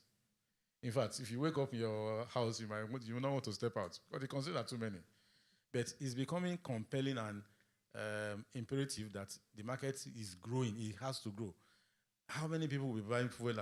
Most of the barbers that we're dealing with, I deal with a lot with SMEs. They cannot afford 600 naira per liter to buy fuel for their generator every day. It's killing. They can't even think of it. So the rush for adoption now, we have another, I'm coming back to it, almost 1,000 brothers saying they want this thing now. So we're doing the model and how do we raise the funding, trying to get carbon financing to it also. So there will be constraints. We cannot give up. We have to keep pushing until government allows that to happen. But I'm very confident that the market is here. The adoption has started. I mean, for what we have done in the last 10 years is just child's play. I think the plane is just taking off, and we all should, get interested. Thank you so much. Yeah, thank you so much. That's some very encouraging inputs there. We're running out of time, so we want to take questions from the audience, please.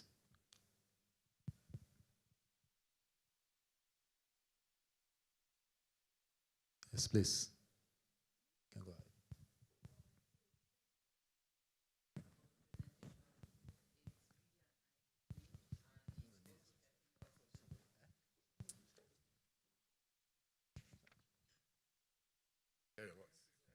Thank you. Yeah. Okay, so my name is Adebimpe. I work with Polaris Bank. I was saying thank you for the presentation. It's an eye-opening, and it's helping us to see the renewable energy sector from a different perspective. So mine is not a question. I just wanted to make a comment to what he said, which I think is very important. And I hear it a lot in different forums where manufacturers, SMEs, or businesses generally, the default solution that they have in mind is always to get a single digit. Government should give us a single digit. A lot of that has been put in place in the last 6-7 years. A lot of businesses have tried to access such loans, but I can tell you for free, sir, that it really doesn't even help because of the conditions attached to those loans. So the only concession you have is that single digit, 9%, 5%, right? But government is always afraid to take the risk or to share the risk with the business. So they pass the risk to the lenders, okay? So they give you at 9%, and because they pass the risk to the lender, the implication to the lender, when I say the lender, I mean the banks now. So the implication to the banks is, if the customer defaults, which can happen maybe by business failure or anything, the government, through the CBN, would debit the bank's position for that amount. So in essence, who is helping the business? The person that is carrying the risk or the person that has offered cash at single digit? So in other climes where I have seen it work, sorry, before I move to that, so based on that, you then see the banks asking for stringent conditions so that they can mitigate the risk to a great extent because they don't want to lose money. So imagine a bank lending 100 billion to one single entity, obligor, and that loan goes bad. That is almost 3 times the capital requirement of any financial institution. So the reason I am saying this is for stakeholders, which I'm happy based on what he said, to actually sit with the government and see how government can become part owners of such major businesses that will eventually affect the players within the value chain of that business. So this issue of single digit is not the solution. It actually should be at 0, not just at 0. Let government be a part owner, just like you have the JVs in the oil and gas sector. When the likes of NLNG was going to be set up, Nigeria had 59% shares, right? And the foreign owners had their percentage. And over time, they divested and then left the company to be independent. So it's the same way that the stakeholders need to look at it, identify the major businesses that need to be alive, that will also serve as feeders to other smaller ones that are coming up or emerging in the Nigerian sector. That's the only way we can begin to make a difference. Thank you.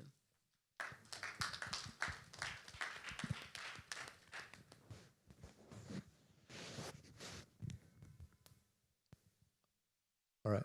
Any? Okay. Yeah. Yes. Good afternoon, everyone. My name is Sheyi Okunoga. I work for Sterling Bank. And first, I need to thank Gennex for putting together this colloquium. Very good. This the first. I think the other one, the one that was done last year, I was here, and the consistency is one thing I want to applaud the organization for.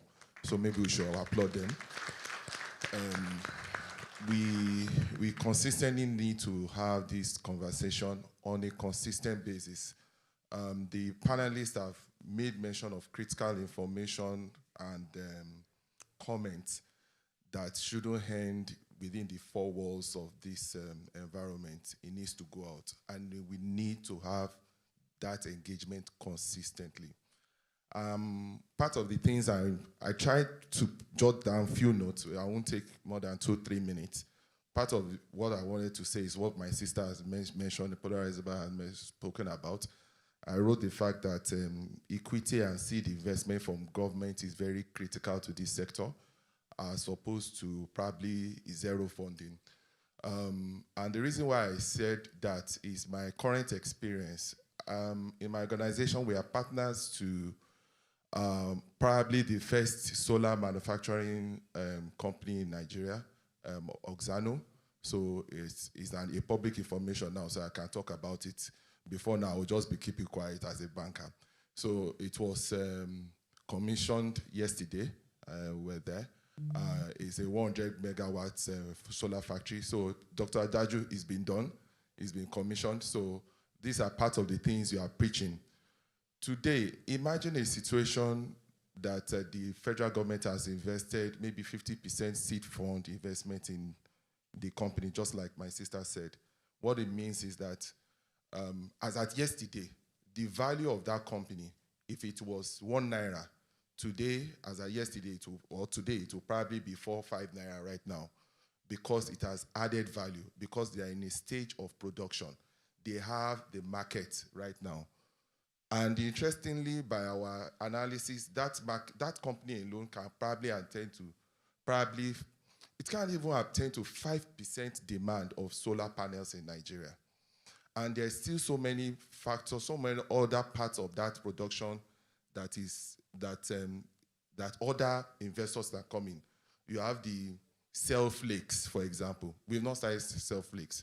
I probably want to segment the renewable energy sector into 3 layers, just like the oil and gas, the upstream, downstream, and the midstream, so that you will know where to participate essentially. But I won't go into the details. Coming to policy, talking about policy, it has gotten to a point where the government has to look at stating that this camera is too much. It's distracting me. 25%, at least, maybe we'll look at a situation that 25% of any project that is being done locally should have 25% local input, meaning that if there's a project, whether power as a service project, energy as a service project, you should get to a situation where it is mandatory for you to patronize any local manufacturing agency. You spoke about rack production, right, sir? Yes. You spoke about rack production. Rack production, even if it's going to constitute 5% of an installation, that means Gennex has to be patronized. And there must be a document that will certify the fact that those products were acquired locally. Now, the likes of Oxano that was just commissioned yesterday is part of it. If you want to install a 1 megawatt solar farm, for example, there will be a requirement that it will be mandatory for them to probably patronize Oxano or any other company that is into the production of inverters, which we have in Nigeria right now. So, Dr. Daju, and this goes to you, because I know you are very close to government, 25% at the least. Let's start with 25% to say that any installation that has to be done locally, 25% of it must be that those equipment, product, materials are sourced locally. In this country, we have lithium, for example. information reveals the fact that lithium is leaving the four walls of this country to China and the rest, and they are producing the batteries. Some of those batteries come into this country back. Why has it not gotten to a point where we will say that we make it mandatory that for any company that is extracting lithium out of this country, you must have a startup company that is at least assembling battery for a start. That is where it starts.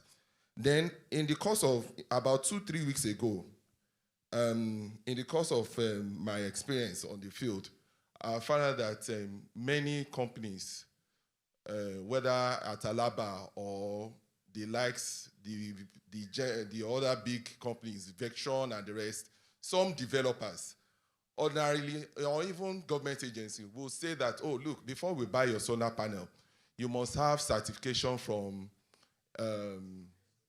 not standard organizations. Some companies do not just accept SON. They'll say, oh, you must have a certain certification from maybe the exporting company, from the exporting country. Like the German has NDI, the German company has NDI, and China has their own. Can't we get to a point? So any certification of our product, even if it's certified by SON, a certain developer will say, I will not accept because it's SON. I need certification from this German company or this China company. What it means is that it invalidates the production, local production.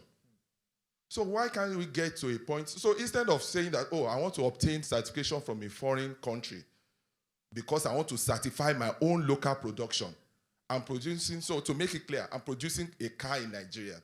For that car to be driven on the street of Nigeria, I need a certification from America to be able to drive my car. So we are subjecting ourselves to the control of the foreign, to the Western world, and which we've been doing in all aspects of our businesses and our lives. We need to, our destiny, we need to take it by ourselves. So SON should wake up and say, look, even if I do not have the material support, the knowledge to be able to certify a certain production, can I get this organization in China, in America, or in US, wherever, to certify me so that I can certify others? Meaning that train me, give me the knowledge transfer, certify me so that I can certify others. So that SON can have that power. And the same thing is the challenge that we have during the situation we have with vaccines. Vaccines was done outside the shores of this country, in the US, China, Russia, and the rest. But to give the African countries the license or autonomy to be able to produce it, said no. And that is the same thing we are doing in all sectors. In the renewable energy sector, we need to move fast to quickly control, to arrest this. Then my sister has spoken about subsidy. Oh, okay. Subsidy comes. All the grants you receive from REA, sir, the zero that you're enjoying, the grants you get are part of, apart from single digits, is part of government supporting. Okay? You have some other universal funding line, by SC for all that is. All these are part of the support that you can get. And I think let's not be too hard on government. Single digits is still, they are still trying. We must recognize that there's a cost to every finance. And as a country, we are deep neck into debt obligation. This is not the time where the government will be looking at zero interest rate. Maybe equity seeding and the rest, some form of investment. When it's increased in value, they check out and sell to other people. Maybe that way. So they are really trying. I must confess in that. Then I think and the reason why we need to do that is for sustainability reason. We need to be able to, if you continue to give everybody free money, you won't be able to sustain it. Sustainability comes at a cost too. Even for you to be able to sustain. the money you make, you need to be able to make to give back. And then decentralization of power generation. I think Dr. Ajayi has spoken to that already. I will stop at that. There is more, but I will stop. Thank you.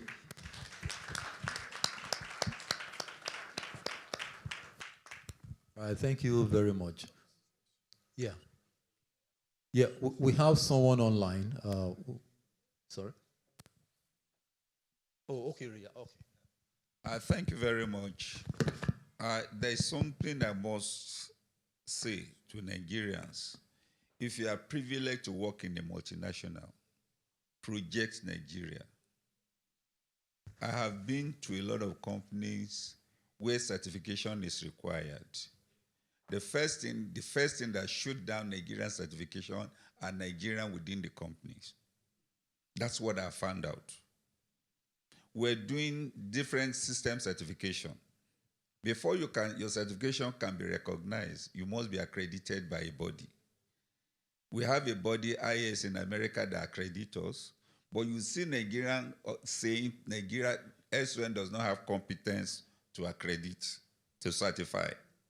And so it becomes like we tend to also make ourselves inferior. Sometimes we downgrade ourselves, and then we believe this thing cannot happen in Nigeria. I want to plead with everybody, you should speak for Nigeria everywhere you find yourself. That is the only way to grow. But when you keep shooting down everything in Nigeria, I don't know how we're going to get it right. I tell you a very interesting story. Many years ago, I was in Onitsha. I would go to factory inspection. I went to a company where they produce a kerosene lantern, and then very good quality. And I asked the MD, I've not been seeing this, your brand, in our local market. The man laughed. I said, by the way, why did you put made in FRN there? What is FRN? If I asked you, it could mean other things. He now told me that in this Onitsha, they don't know I have this factory here. So what does he do? When he produces the lantern, he packages it in a container, drives it from Onitsha to Idumota. Our trader would... That is how interesting our mentality is. We need to believe in Nigeria to move Nigeria forward. It's not every product. Go to the... Look, I went to the silk market in China. We were looking for phone. After going from ground floor to the last floor, one Chinese man said, I said, please come. He said, I know you want to buy something here. He said, everything you see in this market are substandard. But you see Nigeria will flood into the market, buy things because it is foreign made.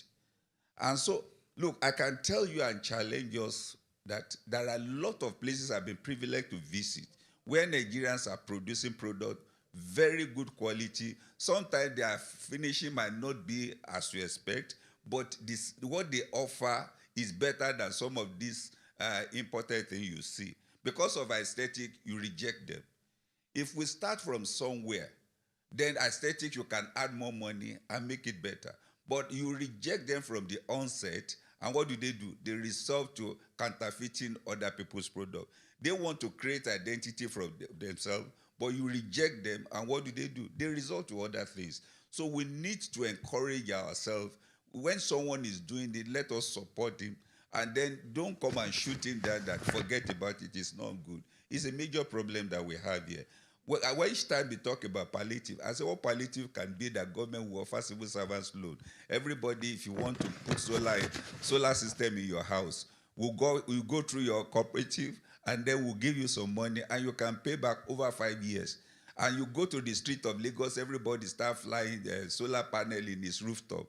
They will forget about generator. But those little things, we should begin to look at it. Let us not have this complex mind. I can tell you, if government offers that, and every civil servant in Nigeria goes for that, a lot of people will be employed. Things will get right. So we want to look at it. Let us believe in Nigeria, support Nigeria. Every Nigerian, where you find yourself, defend Nigeria. Don't always choose the foreign option. That is how to grow. Thank you very much. Please, in addition, My brother, there is local content policy already in Nigeria. Like what my brother said the other time, it is implementation. So anything you are doing, there, it is already a policy that you must be so percent localized. So it's there already. It's just that we get there when we want to implement. That's just it. Thank you. Thank you. And in terms of standards also, I'm aware that the SON has developed a very thorough standard for certification of solar systems in Nigeria. I was on part of the working group, and it was recently finalized, and it was very detailed. I mean, the number of engineers that sat in the room. So once that is also being implemented, a lot of things will change, definitely. So it's also still implementation. I also, any opportunity I also have, I commend government for some of the level of efforts they have put into this. It can be more. A typical example is the Rural Electrification Agency that is almost, that's pushing a lot of adoption of solar systems through the Nigerian Electrification Project. Yes, I can tell you this has really pushed adoption. If you go to some rural areas, how to reach communities, and solar home systems is what they are looking up to. And also the issue of local content. We don't even have a choice as Nigerians. We have to patronize Nigeria. It's and I begin to see that. I'm happy to see two gentlemen seated here wearing Nigeria. Yeah, Nigeria is really beautiful. So it's becoming very serious. There's hardly many of us in solar now that will want to use cables that will now go for imported cables. Am I correct? Hey, local cables. Nigerian cables? Yeah, so gradually we get into that space. And I see that also, coming in. And in terms of finance, yeah, I'm a former banker, almost 2 decades in banking. So when I hear my fellow bankers, I tell them that thanks to Sterling, those guys, they jump on the train very quickly. And I tell them that, look, there is big money to be made in this sector. Of course, it's risky, but banks are also expected to take risk. A bank is to take risk, really. Because if you finance rise, of course, you can take insurance, and if you collapse in the high sea, what happens? It's still a risk. And meanwhile, this sector we're talking about, you can actually de-risk. Number one, there are guarantees that you can take. Secondly, you can also take a hold on the assets. You are financing an asset. But of course, banks will ask, is there a secondary market for? There is a big secondary market for solar system now in Nigeria. My colleagues, you can decouple a solar panel and sell it to another person the same day. There's a market now for second-hand. Yes, even batteries. So banks, you don't have anything to lose. In fact, it's even easier to recover your money if you finance an equipment, and this is what I do, than give money to an SME to go and trade. The man can go and marry another wife. Yes, but if I finance my system and I'm seeing it, and it has pay as to go remote monitoring, and with GrowWatt, you carry it to another place, I can see where you're going to, I can recover and resell, even at higher margin. So this is where we are in Nigeria. Let's all of us here, continue to just push this market. It has come to stay. We don't have a choice. Generator at 600 naira per liter, you're on your own.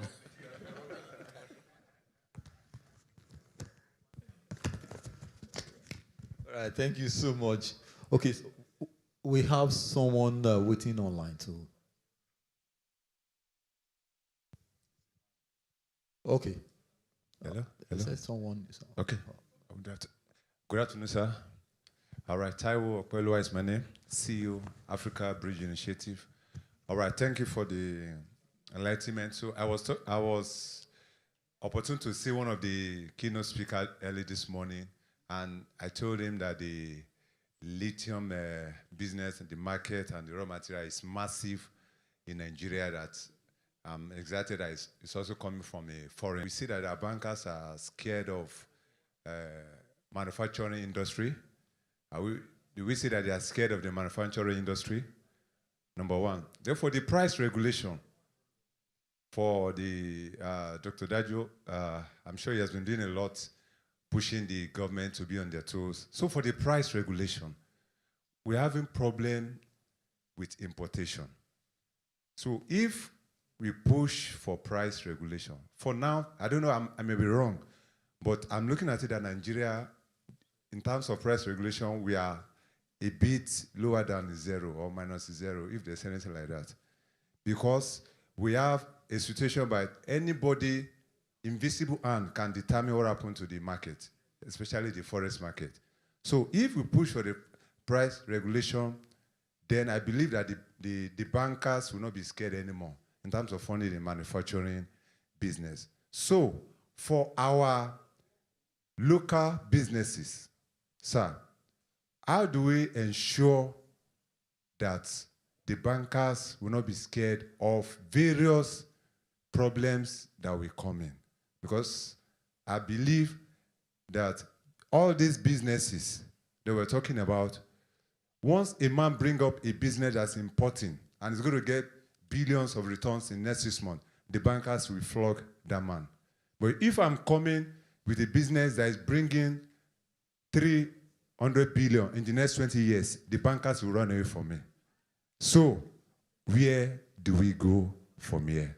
Thank you.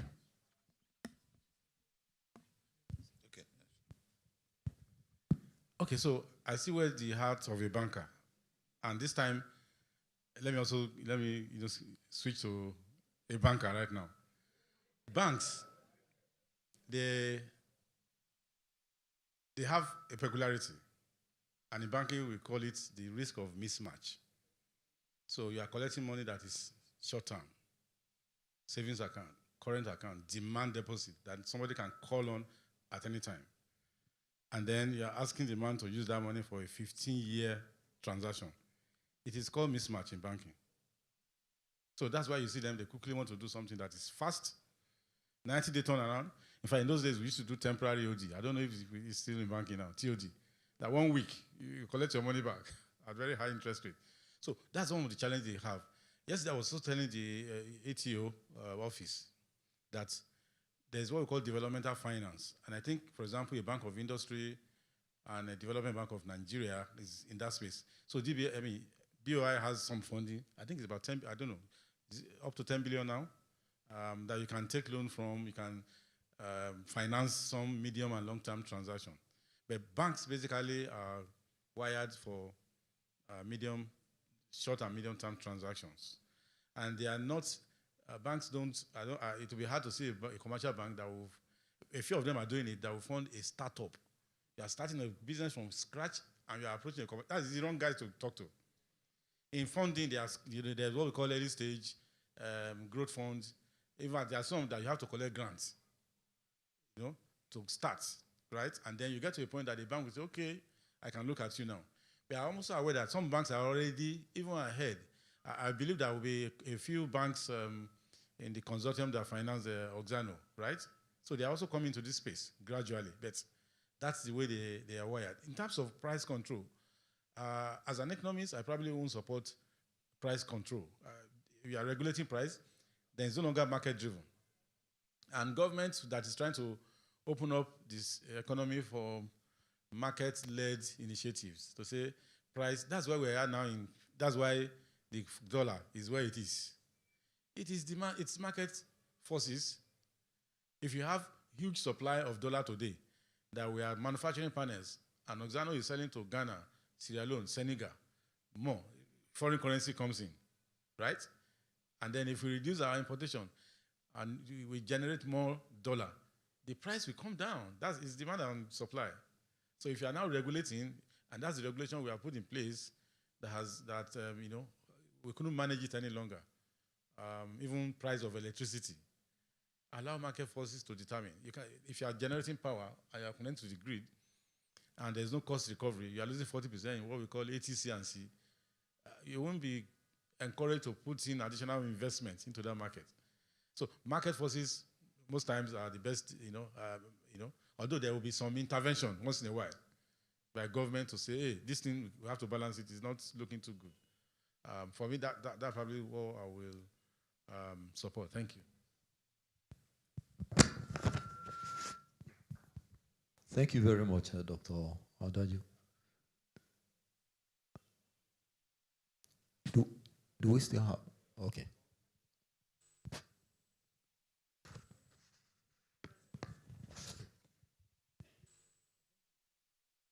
Yeah, that's what I was asking.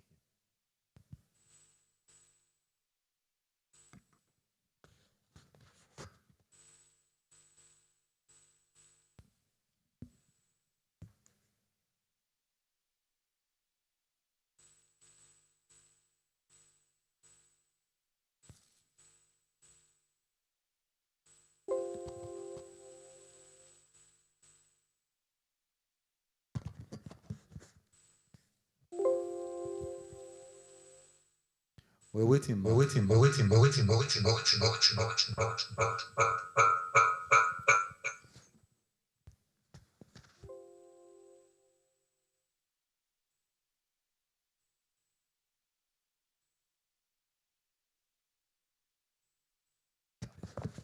Okay, please, let's have your question. Thank you. Good afternoon. Mine is not a question.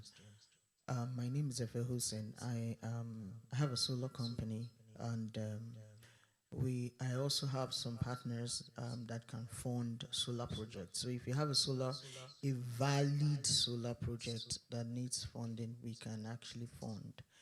But with respect to what we're discussing about funding and pushing the industry or the sector forward, permit me to suggest some more. We know that the bank, we have the bank, we have the government, we have all of those, yes. But permit me to suggest some more traditional form of pushing this. And that is through cooperations, cooperatives, and even collaborations amongst ourselves. Nothing stops us. I'm so sorry, I'm a woman and I have women organizations and I work with a lot of women. Maybe that's why I have that idea. Nothing stops us. I look around the room, we have a lot of men, a lot of people that want to produce things. Nothing stops 5, 10 of us from coming together to fund these things. Yes, the government is doing what they can do, and with all of what's happening in the world today, the challenges is facing everybody. But if we put our seeds together, I'm sure we can start making some form of progress. And we are indeed making progress. I like, I can't remember your name, but the guy with the silver on his beard. I like what you said, that we are beginning to adopt the made in Nigeria mentality, and that is great. By the grace of God, I have one of the homes in Nigeria that is totally off the grid, and I do not use generator. And when I say home, I have a big house by the grace of God. But I have tested, and I know that this thing works. And that's one of the reasons I went into it, to market and to fund for Nigerians that want to actually do this. Solar works, but we can come together and pull our funds together and make some things happen, especially when it comes to manufacturing. It can happen if we come together, and we can grow it from there. If you start it today, give it another 3 years, you'll be amazed what you have done when we pull together. Thank you. That's just the point I want to make.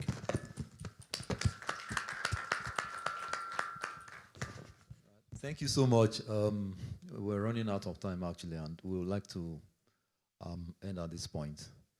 So, gentlemen, thank you so much for your contributions.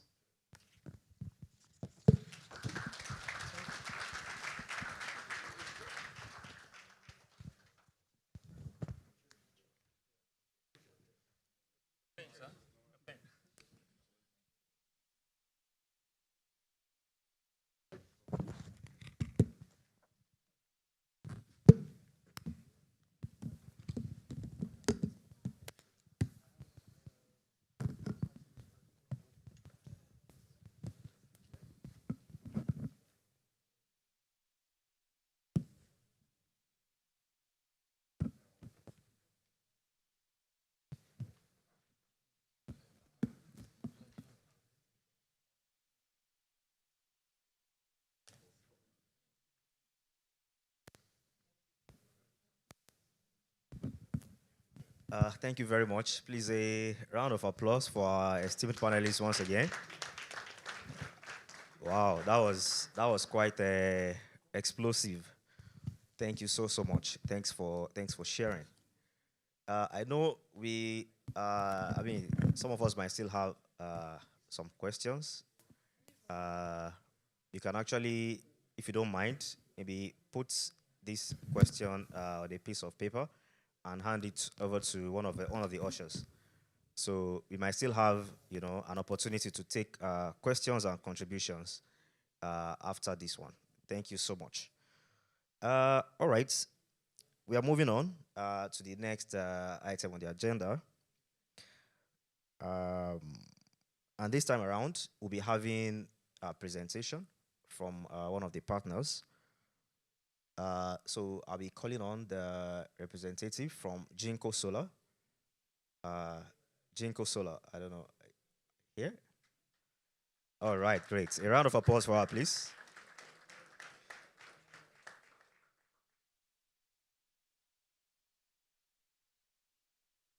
Good afternoon, everybody. I'm glad to be here. Thank you, Ma. Thank you, Gennex team, for having us here. My name is Esther Jerome. I'm a sales manager for Jinko Solar. Please, I would like my slide. Okay, while we're waiting for that, a lot of us know, and for those that don't know, Jinko Solar is a tier 1 global manufacturer and supplier of solar equipment. And then, next slide, please. We started with PV modules, but because one thing stands out for us, we look so much into solutions. So we have diversified into other solutions, which are our ESS and our solar street lights, our DC pumps as well. And like they rightly mentioned, our ESS solution, one thing they talked about, the panelists, something they said earlier, was component balancing. We have an ESS solution. It's a containerized plug-and-play solution where we have different components together to make life easy for these installers. Jinko Solar is 17 years now. It started in 2006. And in Nigeria, we are 7 years. I will tell you that we have our factories in Shangrao, we have in Malaysia, we have in Vietnam, and then we also have in Florida. Yes. Please, can I have my slide, please? Yes, for 4 years, we have been number 1 in terms of shipments. We have delivered 100 gigawatts, and we have a 12% market share. Next slide, please. I'd like to be fast because we've already spent so much time, and I was told I have 10 minutes. I mentioned earlier that we started with PV modules, and we also have the building integrated PV module solution. We have our ESS, we have solar street lights, we have DC solar pumps. Next slide, please. Yes. So we started with the Tiger series for home solutions, and then we moved to the Tiger Pro, and now we have the latest technology, the Tiger Neo. We have for both residential solutions, and then we also have for C&I and utility scale solutions. The home solution, which are the residential solutions, is from 430 watts up to 475 watts. We have up to 500 watts. Most home solutions, they want to use the 545 watts. Then for the C&I solutions and utility scale solution, we have from the 545 watts up to 625 watts. And as you can see, we have the module efficiency for the TopCon for 22.18%. And roadmap that was shared with us last week, looking at it, it has moved up to 22.90%, which means the efficiency is increasing by the day. Next slide, please. Yes, I get a lot of questions, people asking, why did you move from Tiger series to Tiger Pro and now Tiger Neo? Tiger Neo is the TopCon technology, and it has a higher efficiency, it has lower degradation, it has higher bifaciality. And then looking at, my next slide, please. Looking at the performance, Next slide. Yes, the improved performance is what I want to talk about. Now, we have the advanced warranty of 30 years in terms of performance, and then we have 12 years warranty in terms of the product. It has improved bifaciality by 80%. Now, for the bifaciality, looking at it, that's in terms of projects where you have the C&I solution, utility scale solution. You know these are ground mounted, and the ray from the sun, when it hits the ground, some of it escapes back again. So, which is why it's a bifacial PV model. You have some percentage, like it's mentioned here, 80%. Some that are supposed to be trapped to the ground that goes back. So it also takes the power from beneath the panel and also at the top. So this is, of course, something good.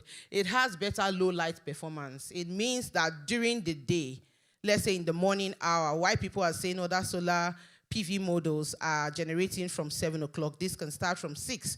And if some are going, some stop generating from 6 p.m., we still have an extra hour. So it means we have 2 hours extra for this new technology. That's the top con. Let's move to the next slide, please. Yes, so we did a test in SSA region, and then it was noticed that the temperature coefficient has increased with every generation in terms of this technology. So it has increased by 15%.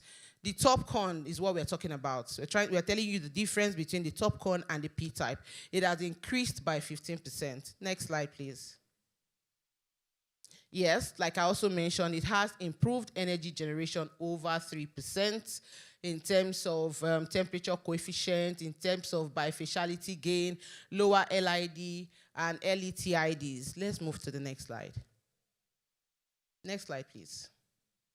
Yes. A lot of people think that Jinko Solar, they are just PV module manufacturers and suppliers. No. Like I said, we focus more on solutions, which is why we have our residential solution, our inverters, which ranges from 3.6 kilowatts to 12 kilowatts. And then we have our lithium-ion battery. We have for 4.8 kilowatt hour, and we have for 5.12 kilowatt hour. And then we also have our C&I storage system, utility scale storage system. This solution, like I earlier mentioned, is a plug-and-play solution. I call it Life Made Easy for installers because we have all the components put together. All you need to do is just to make your order, and then it's delivered to you. You install your solar panels, you do your connections, your input in, and then output to your load. It's a very simple and beautiful solution. Let's go to the next slide, please. Yes, for our residential solution, our batteries are stackable in parallel up to 20 pieces. And then we have our distributors that have this in-country. For our inverters, we have single phase, we have 3-phase. For the single phase, we have 3.6, 5 kilowatt, 8 kilowatt single phase. And then for the 3-phase, we have 8 kilowatt, 10 kilowatt, and 12 kilowatts. We also have them in country. And just to mention that we have our bonded warehouse at the Lekki Free Trade Zone where we have all our solutions stocked, except for the containerized solutions. Of course, our containerized solutions are what we call, how do I put it? It's customized to meet your need. Right? We all have different needs. We all have different capacities that we want to install. So when you speak with our technical team and they get to understand what exactly you need, and then we customize the solution for you. My next slide, please. Yes, so this is just to show you the containerized solution. You can see, like I said, it's customized. We have the JKS69K-50H. It means that is a 50 kilowatt solution, and then the 69K is the battery capacity in kilowatt hour.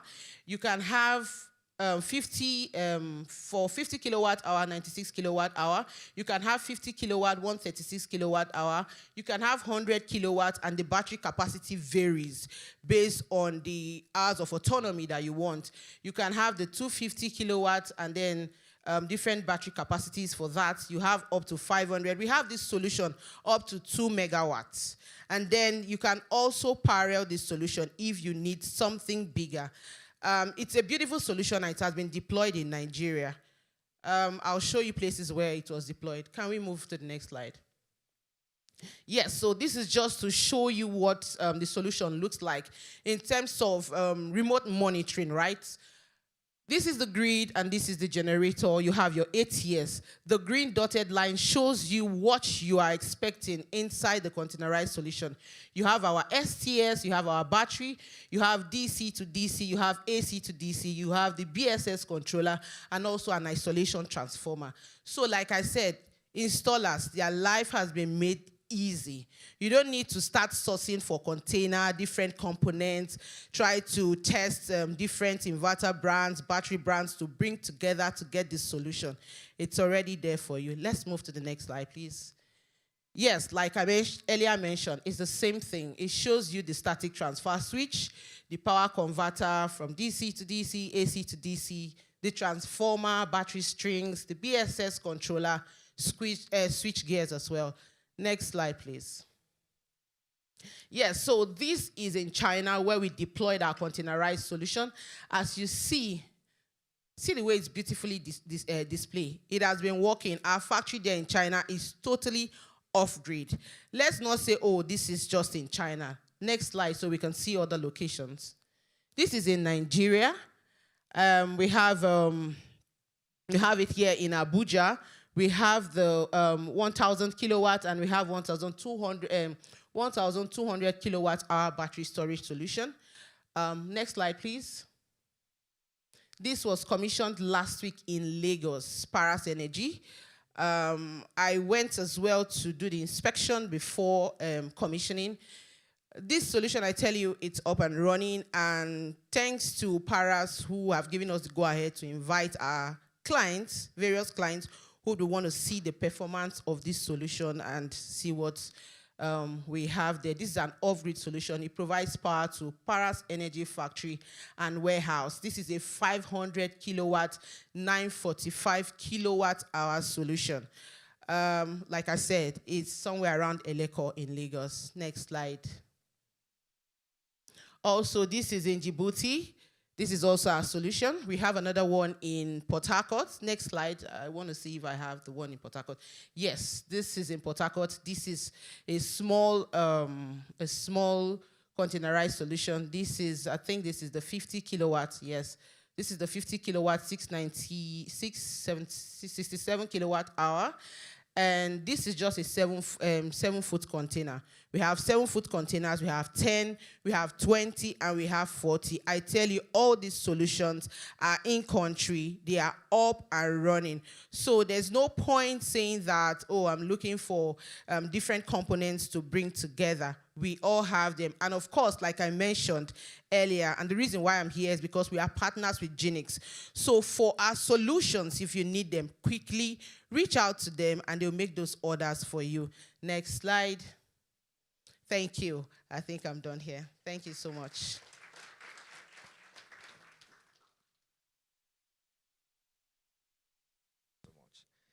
Please, a round of applause for her. Thank you so much.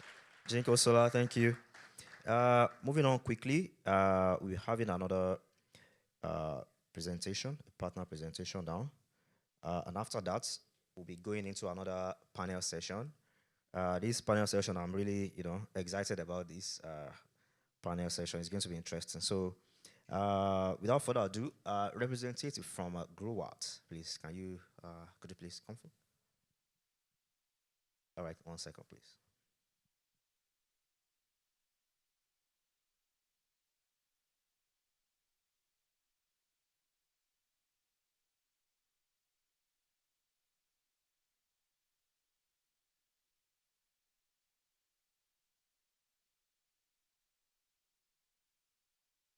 Okay, thank you very much. I've just been told that because of our time, we're going to skip this presentation for now. So right now, we would go straight into the panel session.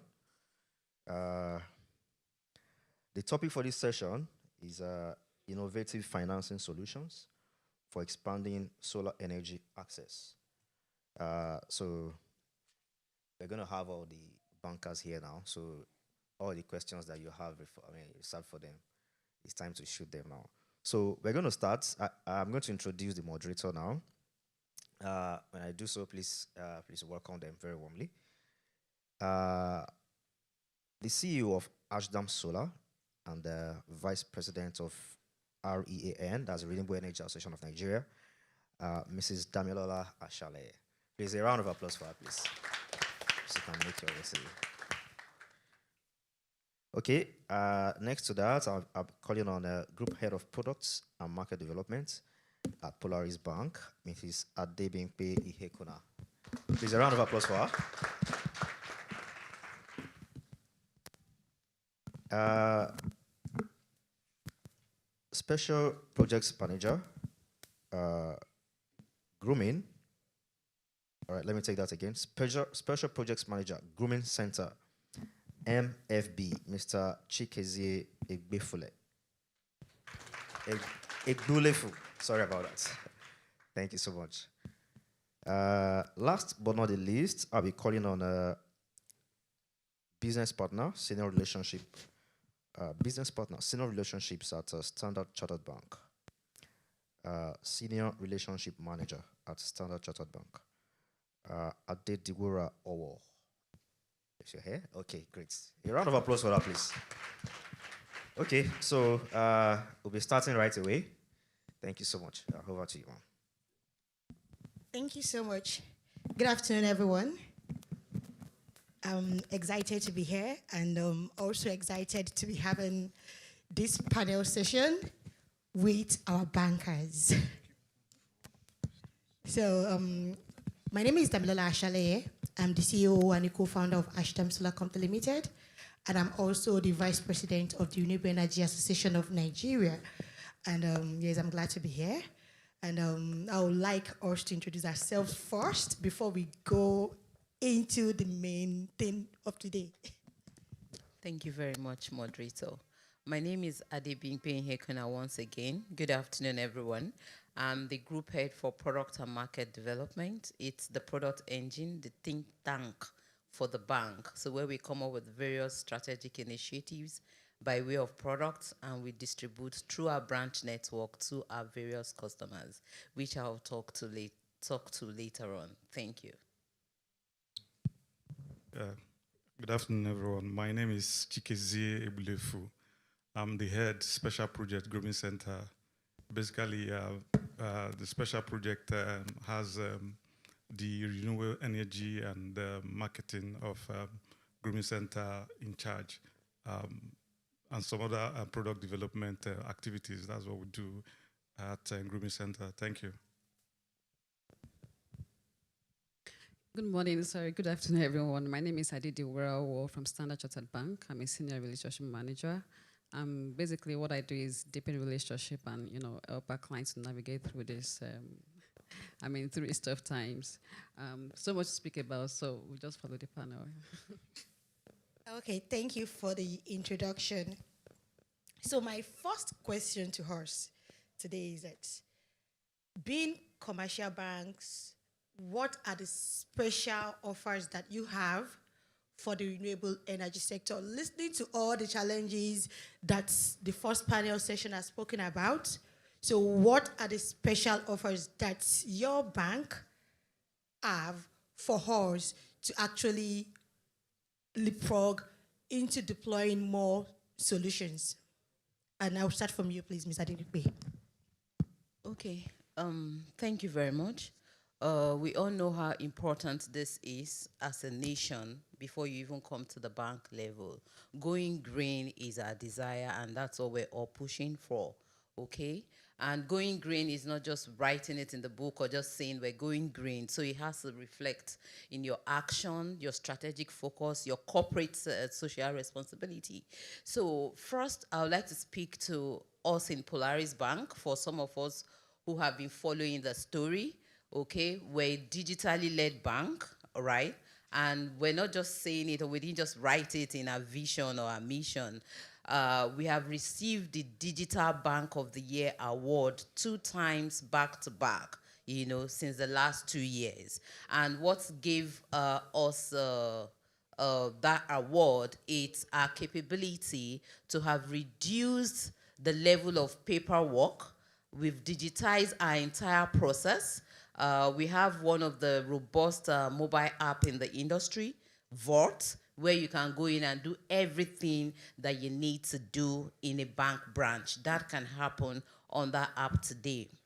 So part of what we're deploying as well to make that a go-to app is trying to break down financing, break it down to the best simple way that you can. And when you talk about breaking down financing, you must first understand who are you designing the product for. My colleague from Sterling Bank had talked about the segmentation.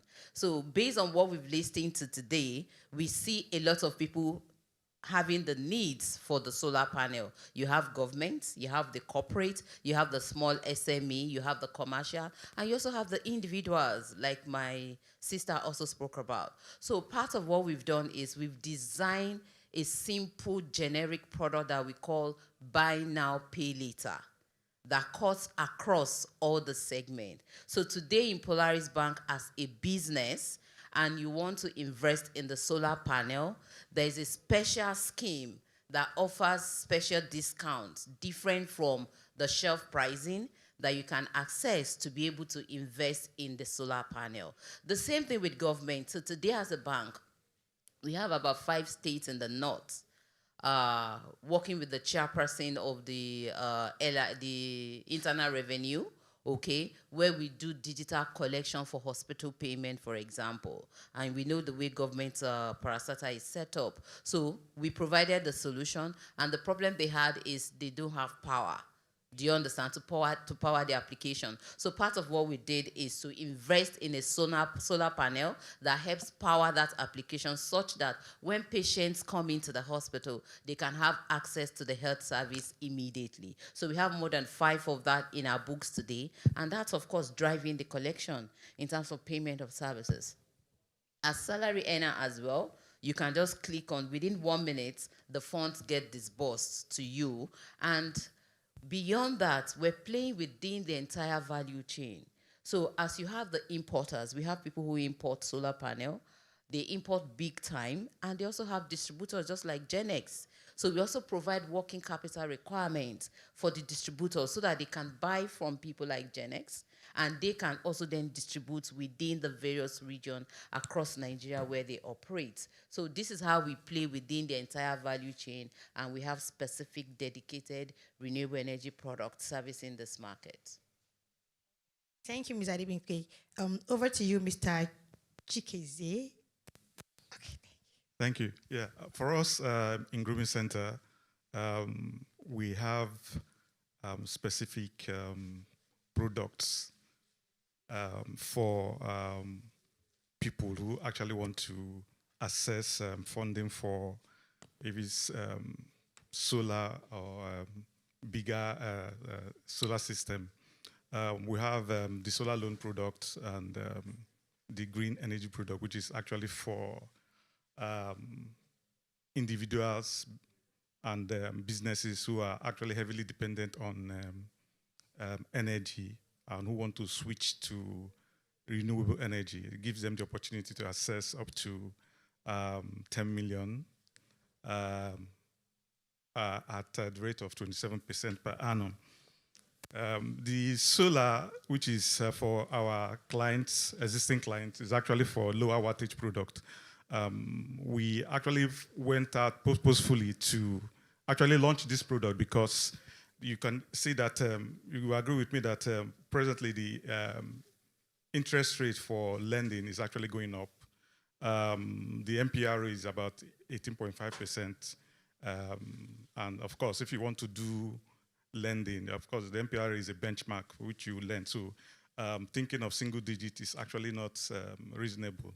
But for us in Grooming Center, we've actually left the green energy loan product at 27%, which is actually reasonable considering the present happening in the macroeconomic space. Another thing we do, aside launching a product or having a product that targets people who are heavily dependent on solar, is actually partnering with solar companies We partner with a lot of solar companies because we are not experts in solar. So we have to, what we do is basically financing. So what we do is we partner with solar companies like Gennex is a partner, Consistent Energy, Shego Adagio, who is a MDC of Consistent Energy is here, and some other Delight, GLP, Green, Sun King. Those are some of the solar energy companies that we partner with to actually deliver solar products, quality solar products to the end user. So these are the things we do. We also have some other activities that we do to deepen the usage of solar.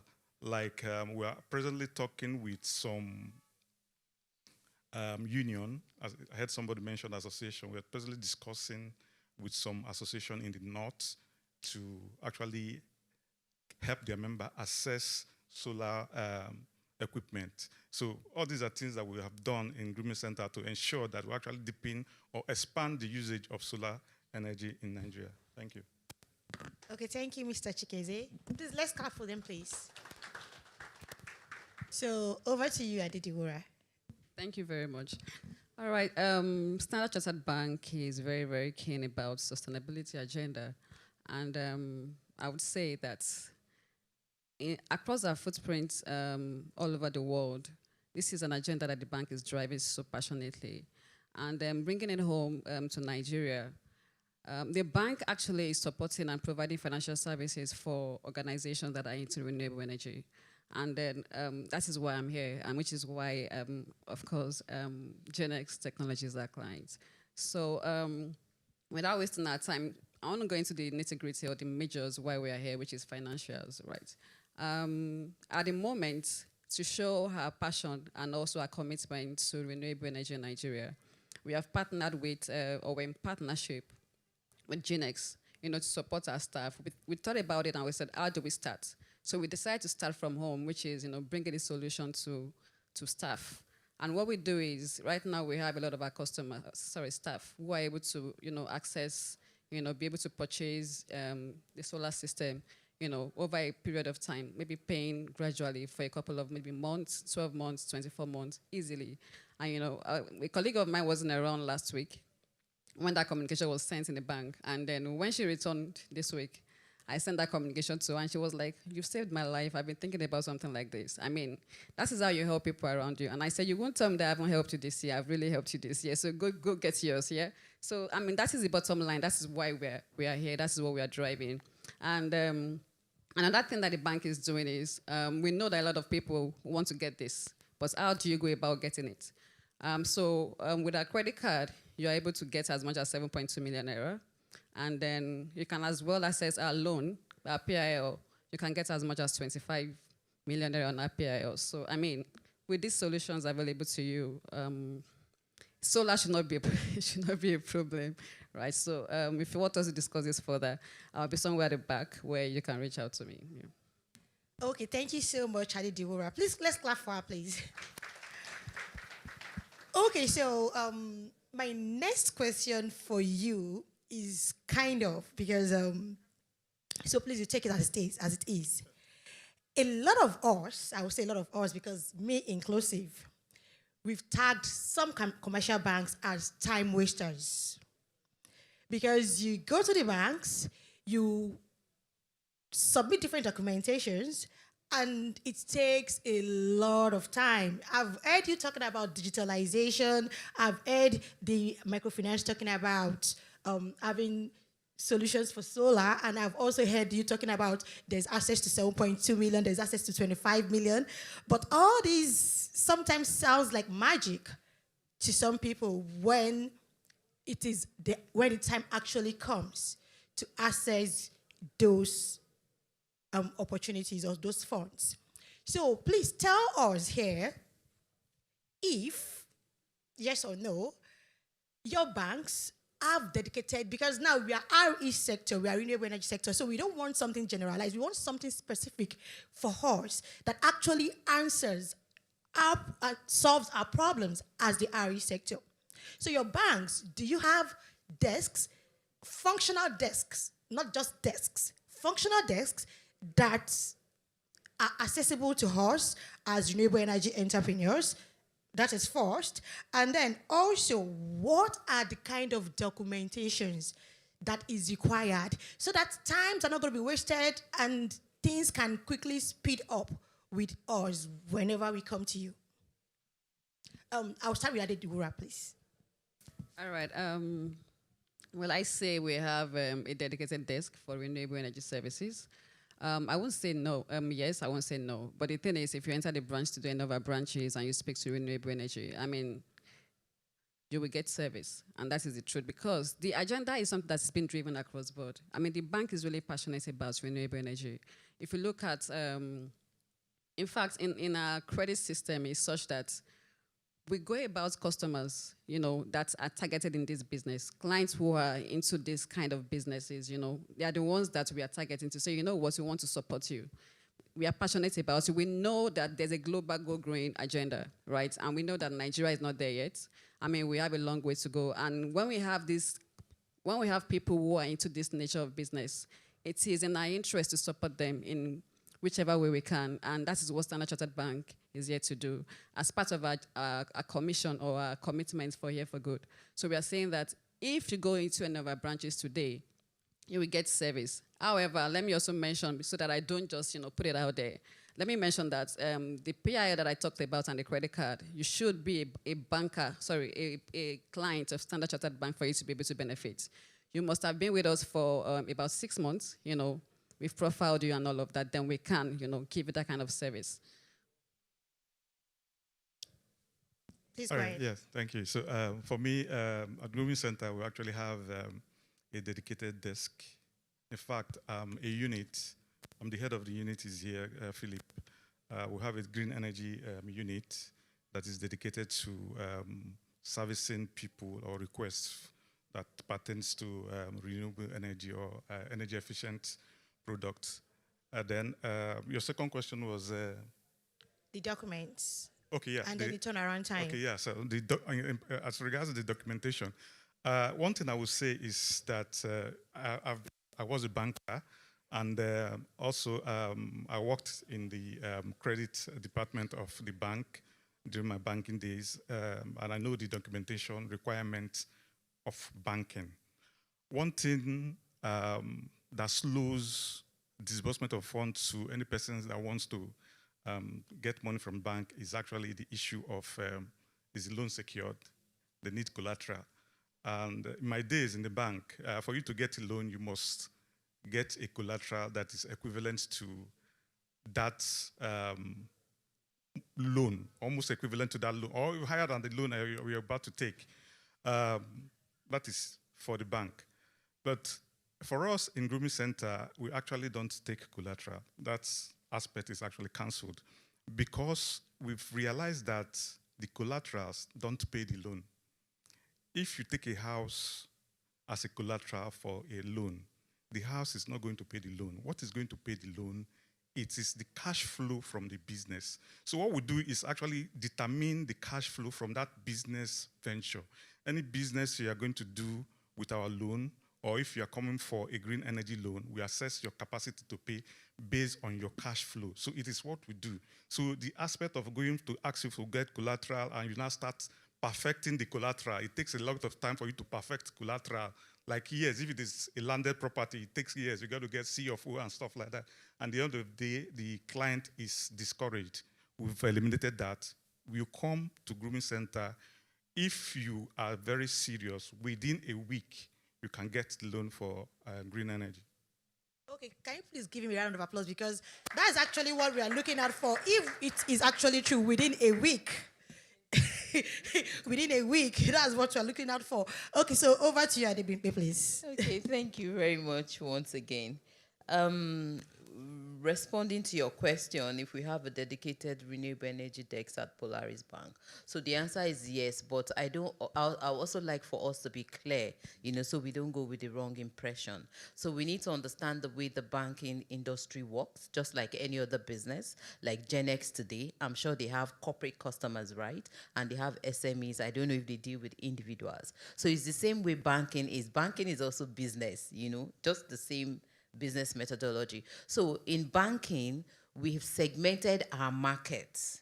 We have the corporate banking. And when you say corporate banking, you're looking at companies with 5 billion turnovers and above, to infinity. So you're looking at the likes of Cadbury, Nestle. That's corporate banking. So the dedicated desk that we have for renewable energy is for the corporate banking clients. And the reason is because their needs are customized, so to say. It's not generic. Like today, if I want to give a loan to an individual, so maybe highest, there's a number of KVA highest, or do you understand, that they will need. But for an organization, a manufacturing company, their need differs. So that is why that dedicated desk is there to serve them. But the other segment of the market, which is the commercial, the SME, and the retail, that is run under product programs. You know what I mean by product programs? Product programs just means that even before the customer comes forward to apply, we already understand them. We've written the credits. So when they go to any branch, it's just a case of tick the checklist, and approval is obtained. Okay? So, and the documentation requirement is standardized. Whether renewable energy or not, if I'm lending to a business, one thing that is critical is this business viable? So for example, I'm funding you to invest in solar, and the lifespan of the battery is just in 2 years. I wouldn't want to give you loan for 4 years, because if you no longer have that asset that is servicing you, there's likelihood that you might not be happy repaying the loan. Do you understand? So all of that has been put in place as product programs. And as these customers come forward, it's a tick thing, and our credit application processing is automated. So within 72 hours. So what customers say is most of the time, within 72 hours for commercial and SME, because they are businesses, right? So when customers come to say the bank is delaying me, they don't get, most times, before a bank start tracking their turnaround time, you as the obligor must have completed the requirement, because there's requirement. It's a regulated business, we're regulated. So some, if you don't do, the CEO will be behind the bars, because you're trading with other people's money. We're trading with all your monies in your current account and your savings account. So that's why CBN is there. So they must measure how the money is being used. So yes, we are allowed to a certain limit without collateral, but no financial institution can lend unlimited without collateral. That is not banking, okay? But for the individuals, like I said, we're a digitally led bank. Every individual customers in the bank today have been pre-approved for a loan already, based on your cash flow. So if you have Vault app and you have a Polaris bank account, you can download it right now and test it. So you have been pre-approved for a loan based on your cash flow. So as you're signing on, it's telling you, Adibimpe, you can access 20 million. And you just click 2 steps. Are you okay with the amount? Do you want it for 24 months or 36 months? No, I want it for 12 months. Change it. Do you want the same 20 million? No, I only want 5 million. You change it and you click submit and put your PIN. Your account is credited. So in situation where we're in partnership with the likes of Gennex for individuals who want to buy. So when you go onto the scheme and he clicks approve, yes, he approves the loan for you, but it automatically moves the loan proceed to Gennex mains in terms of installation and what have you and what have you. Yeah, so that's the way we run it. Thank you. Okay, thank you so much, Adebimpe. Please clap for her, please. Okay, so I've heard that you have different segments and different offers for us, and then for within 72 hours and within 1 week for commercials, and 60 seconds for individual. But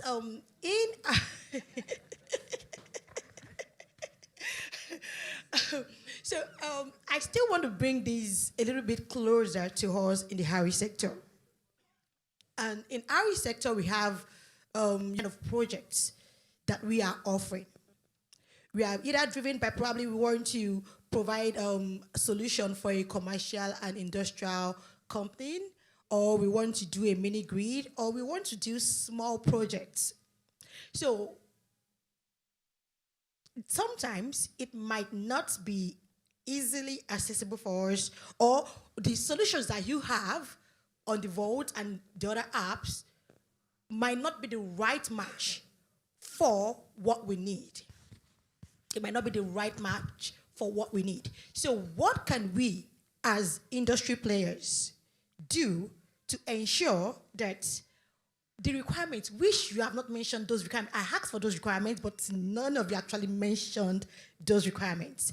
So what can we as industry players do to ensure that we have bankable projects, we have projects that are viable, that when we bring on board to you, we can have access to those finances for those projects, having it in mind that those offers on Vote and some other on the apps that you have, it's not specific, or it's not designed in such a way to solve the problem, direct problem of our specific industry.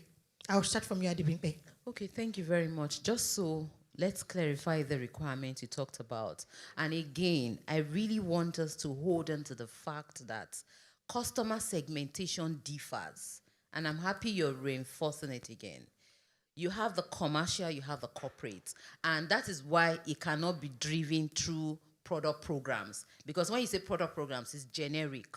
So that's why I said requirement differs based on the transaction nature. It's transactional. So I'll give you an example. There's an estate in Abuja, a developer that wanted to sell lights to the residents. I think he has about 300 residents, and part of his energy supply is to get a solar, which he then bundles, I don't know how he did it, bundles with PHC, dispense to the residents. So in that estate, no generator. It's 24/7 light and pay as you go. So yes, we structured that. So the cash flow for such transaction is the payments of the units. Is it megawatts that it's called? Okay. Or kilowatts that the resident purchases. So the cash flow, his source of repayment of the developer, is the purchase from the residents. And we digitize it in such a way that as he dispenses, he has an app, an in-house app that resident can sign on to and purchase energy. So they pay by imputing their card, because we put different forms of payment. So sitting on the app.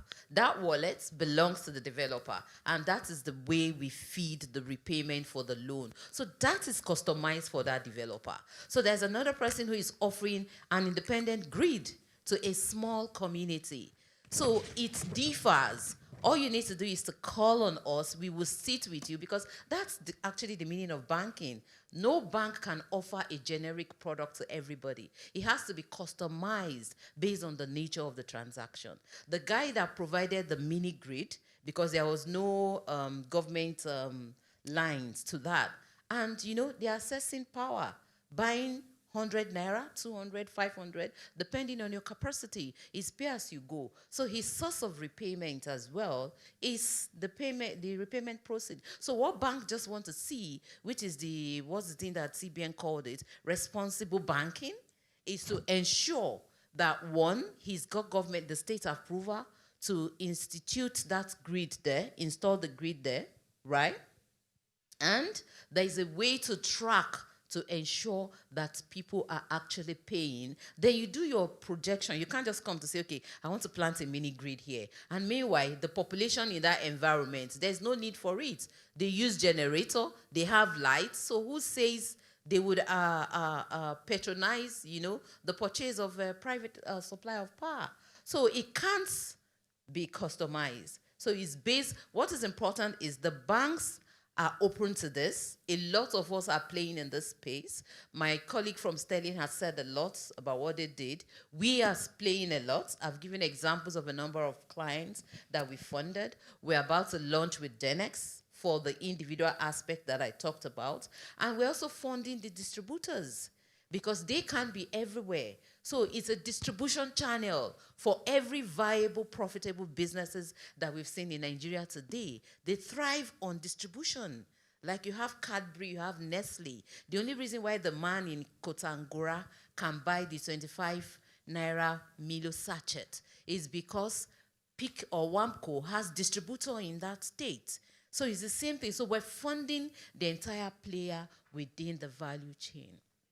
And I do not want us to have the closed mind to say banks, the interest rates. Banks are profit-making organizations. Like the man that buys yam from Kano and brings it to my 12 to sell, he's going to add all his cost and make profit. So it's the same thing with banking. The only thing that we trade in currency, money. I take your money, your savings account or your current account. I pay you interest and I lend. I take my cost of operation for keeping your money for you, and I still pay you interest, and I lend, and I make a margin. So I tell my colleagues, I'm a trader. Drop the banking. I'm in the business of trading, making profit, and satisfying my customers, coming up with various products, because if you look at 7, 8 years ago, banks will not fund the purchase of solar, not to talk of funding it as a buy now, pay later. We didn't have that knowledge. It's over time, as we attend programs like this, we got to know that this is actually an asset. And because the lifespan goes beyond 1 year, 2 years, then you can design a financial product that is wrapped around the lifespan of the equipment. So it's that easy. So don't let us be afraid. Approach the bank, approach us. If you have any project in mind, we'll sit with you and look at how it works. The project must pay itself. So if you have a project that you yourself, you're not clear on how is the money going to come back, the bank is not going to believe in it and they're not going to lend. So you first need to be convinced that it's a profitable venture and this is how my money is going to come, this is how I'm going to distribute it, and you see the banks running after you. Okay, thank you, Adede. You, sir? Thank you.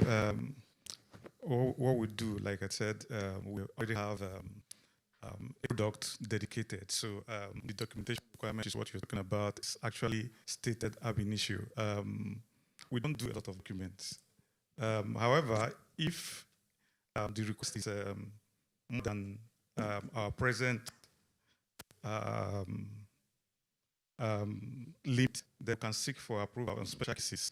Having said that, there's some basic document that is required if you want to approach a financial institution, whether a bank, FI or whatever. The basic, for instance, you have a contract and you want to supply, there should be an agreement between you and the person giving you that contract. There should be a document that shows that yes, supply this number of units. So the amount has to be there.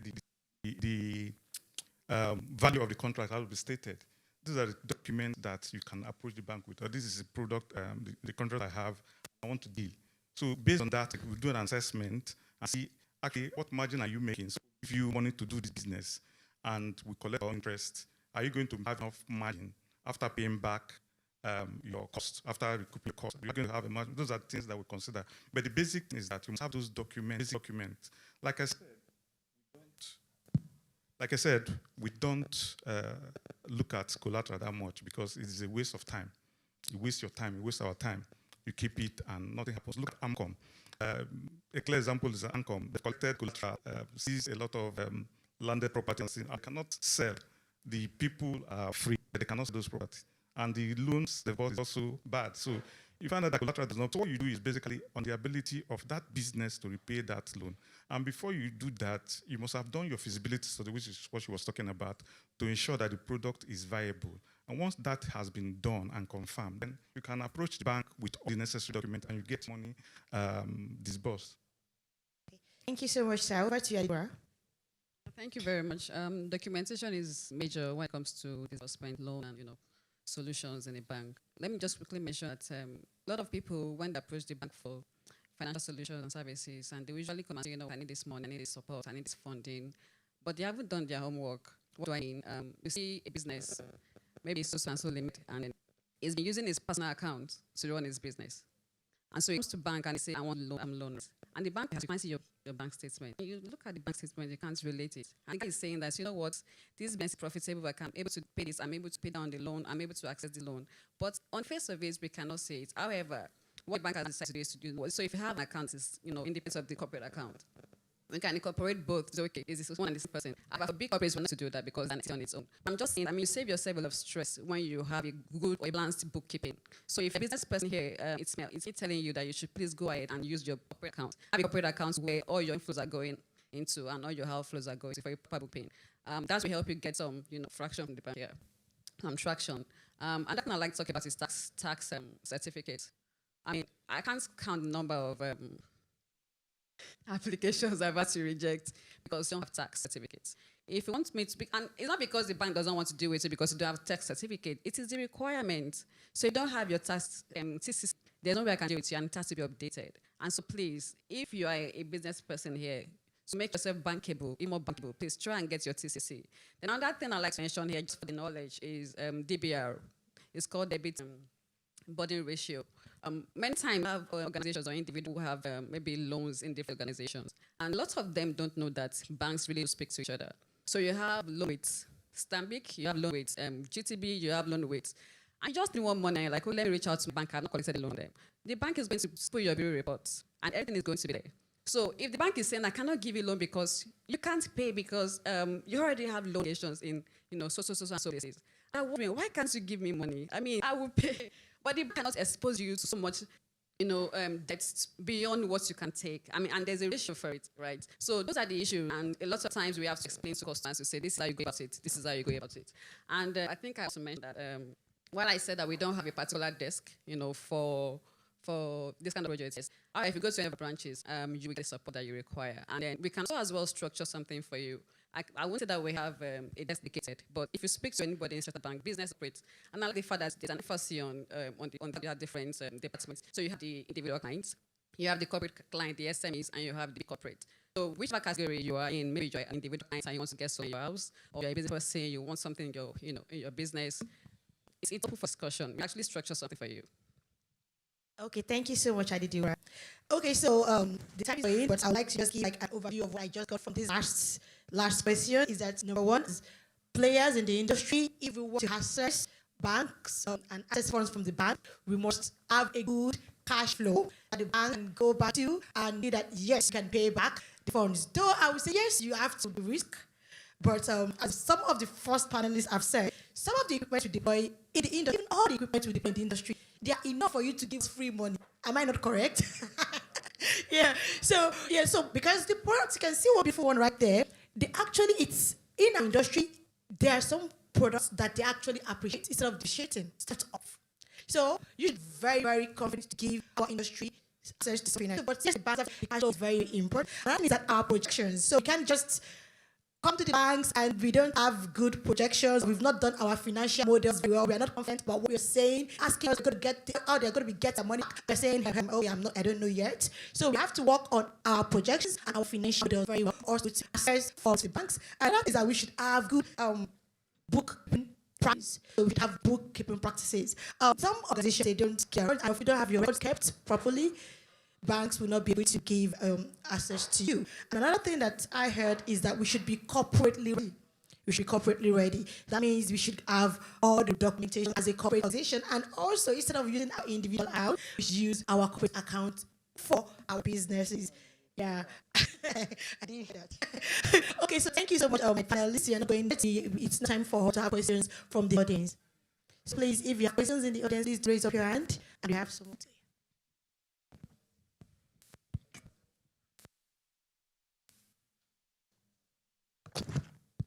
Thank you. My name is Miriam Osigwe. I actually work at Zenith Bank. And I'm pleased to be in this colloquium, gained so much insight into what has been discussed. Mine is more like an addition, maybe something we left out. For credit, basically, we know that we have 5 C's of credit that have to be met before credit is given to an individual. In fact, from the recent sayings, it's 6 now. And we talked about the cash flow and collateral not being so important. But we left out something about character of the individual we're giving money to. Because you may have the cash flow, you may have the collateral, you may have capacity to repay, but if you don't have a good character to pay back that loan, you see that the loan does not come back to you. It makes it easy for people to access these loans. If you don't check on the character of that individual, it's difficult for you to cover your loan, no matter how you try. We know that recently CBN has mandated banks to ensure they loan out 65% of their liabilities, and that made banks to give out loans to these to real customers. Zenith Bank has a desk for power. We also have a desk for SME, We also have S40, where we give out loans. But we don't just dish out these funds. We also try as much as possible to look at character of the individual we're giving these funds to, which is very important for us. And for a small business, for you to grow your business and enlarge in the nearest future, you need to have a very good character. So that when I give you money and you are able to pay back, I'm comfortable to increase the amount of money I'm giving to you, which in the long run help your business grow and also help bank to grow. So for us, well, we are bankers, but for the entrepreneurs, we just need to imbibe that character of, that just make it a point of duty to honor your obligations as they come due. Thank you.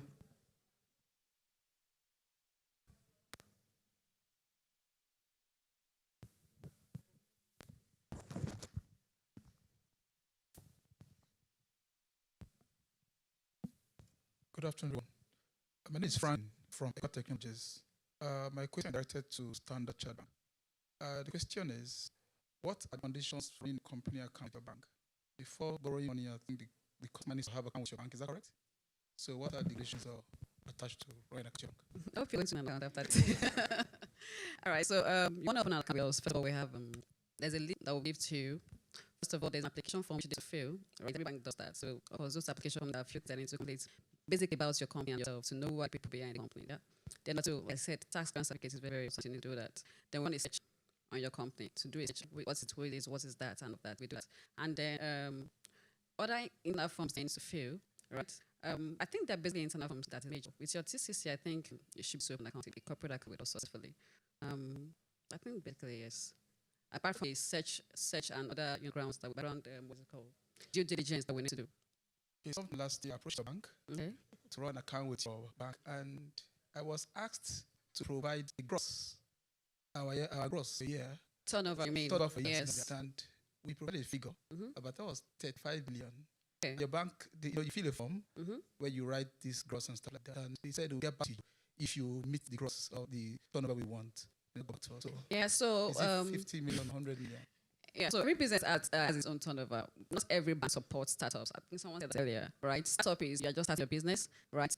Your SME is you're growing, yeah. And SME has different categories too. I mean, we have medium, we have the the smaller and all of that. So very important while looking at accounts. Right? But not sure what category account we're trying to open. They were asking whether 35 was sufficient or not. I'm not sure which. But I think we can that outside this or later, yeah. Okay, thank you, Adediura. So do you have any other question? One or two more questions before we round up today.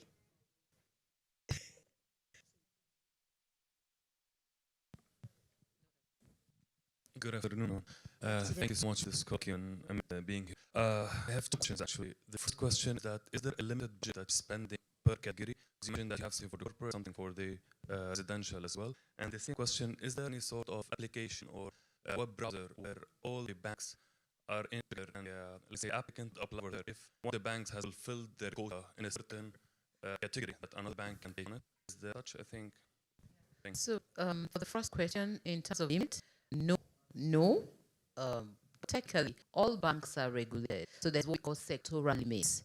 All banks are on obligation to define their sectoral limits. So yes, there are sectoral limits that are internal guidance bank to say, okay, don't lend more than a percentage of this. And this is just administrative so that you don't have constraint risk in one sector. So you spread your lending across all sectors. So that has nothing to do with the capacity of the banks. And like my sister from Z just mentioned, banks are under pressure to ensure that 65% of their total deposits is lent out as loans, not investing in money market. There's a lazy way of banking that we all tried to do 4 years ago. We just collect it from depositors and we can invest in government treasuries and make cool money. That's banking because it's not happening in the economy anyway. So that's why that's the essence of this policy, that you must lend 65% of your deposit. So we're hungry for transaction in the industry. I can tell you that for free. Every bank is hungry, so there's no problem in terms of capacity to lend to players within the sector. In terms of having a single repository where customers can apply and banks can go and pick transaction, no. That's not able for in the industry. I know that a number of private players, fintechs in particularly, trying to build different forms where they can aggregate applications and get banks to integrate via API so that it can also create additional. So that's another value. So I'm keeping it open. If there's something anybody can look at, you can attract investor. So especially for this segment or industry, you want to look at renewable energy, you want to build an app where every type of customers, that corporate, commercial, SME, or retail remain individuals can go and apply to say, I live in a 3-bedroom flat. I need XYZ whatever measurements index that we use. And then you have 6 banks that we have sold the app to via API. There's one that I am working on real estate, where you have a fintech who's gone around to do search on properties, because there's a lot of properties online today. They will tell you they are selling. When you click and you go, you see that it's fraudulent. So there's someone who is carrying out all of that. We don't start from the state government, do all due diligence, and there are already banks such that customers can apply for the mortgage. To the extent that now we're increasing the value to say you can even draw on 25% of your pension contribution. I hope you all contribute to the pension here, whether we're in formal or informal sector. So that can be replicated for the renewable energy sector. So it's something you guys can look at and see how you can use that further penetrate the markets and also expand scope players within your sector. Okay, thank you, Adebimpe. Do anybody want to answer that? Okay, and thanks for because right there, Adebimpe has actually given somebody a startup idea. So your startup ideas just gave you one out there. Another thing that I also noticed that the banks do gossip about us. Yes, the bank do about us through debt body ratio. Debt body ratio. Okay, so another gossip that we don't know about. Okay, thank you so much, everyone, for being on this panel session. Thank you.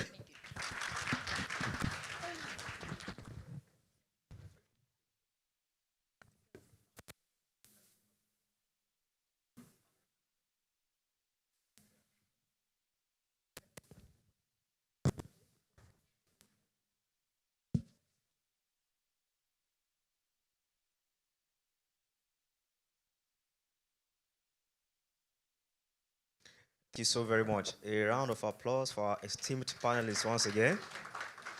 Wow, that was mind-blowing. So it's raining money right here in this hall right now. So the bankers have, they've shared us all the cheat codes, how to get the money flowing. And then I also like the idea that, you got an idea for app, to update them. That's that's a smart one. Thank you so much. Okay, we are gradually coming to a close. Gennex Colloquium 2023. At this point in time, I'd like to take other questions that you might have.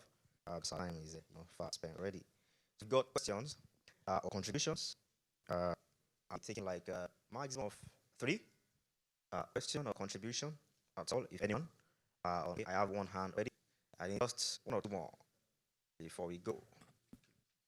Okay, I think we have one. Let me bring the microphone to you. Okay, you have one.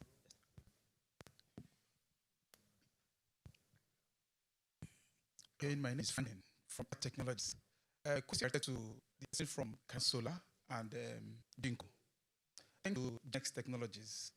We got hold of a panel like Canadian, and about the years we supplied the Nigerian markets high quality solar panels. When is the right time for them to establish a manufacturing plant in Nigeria? Fantastic. I just want to know, is it possible for Canadian Solar to take lead or Jinko to get a partner with Gennex and build a good manufacturing plant and stop supplying us from the Canada or South Africa and let's supply Africa from Nigeria? That's my question. Thank you. Fantabulous. Canadian Solar, you've been challenged. Jinko, where do you bring Canada to Nigeria? So you have now. Okay. Yeah. Okay, thank you so much. Thank you so much.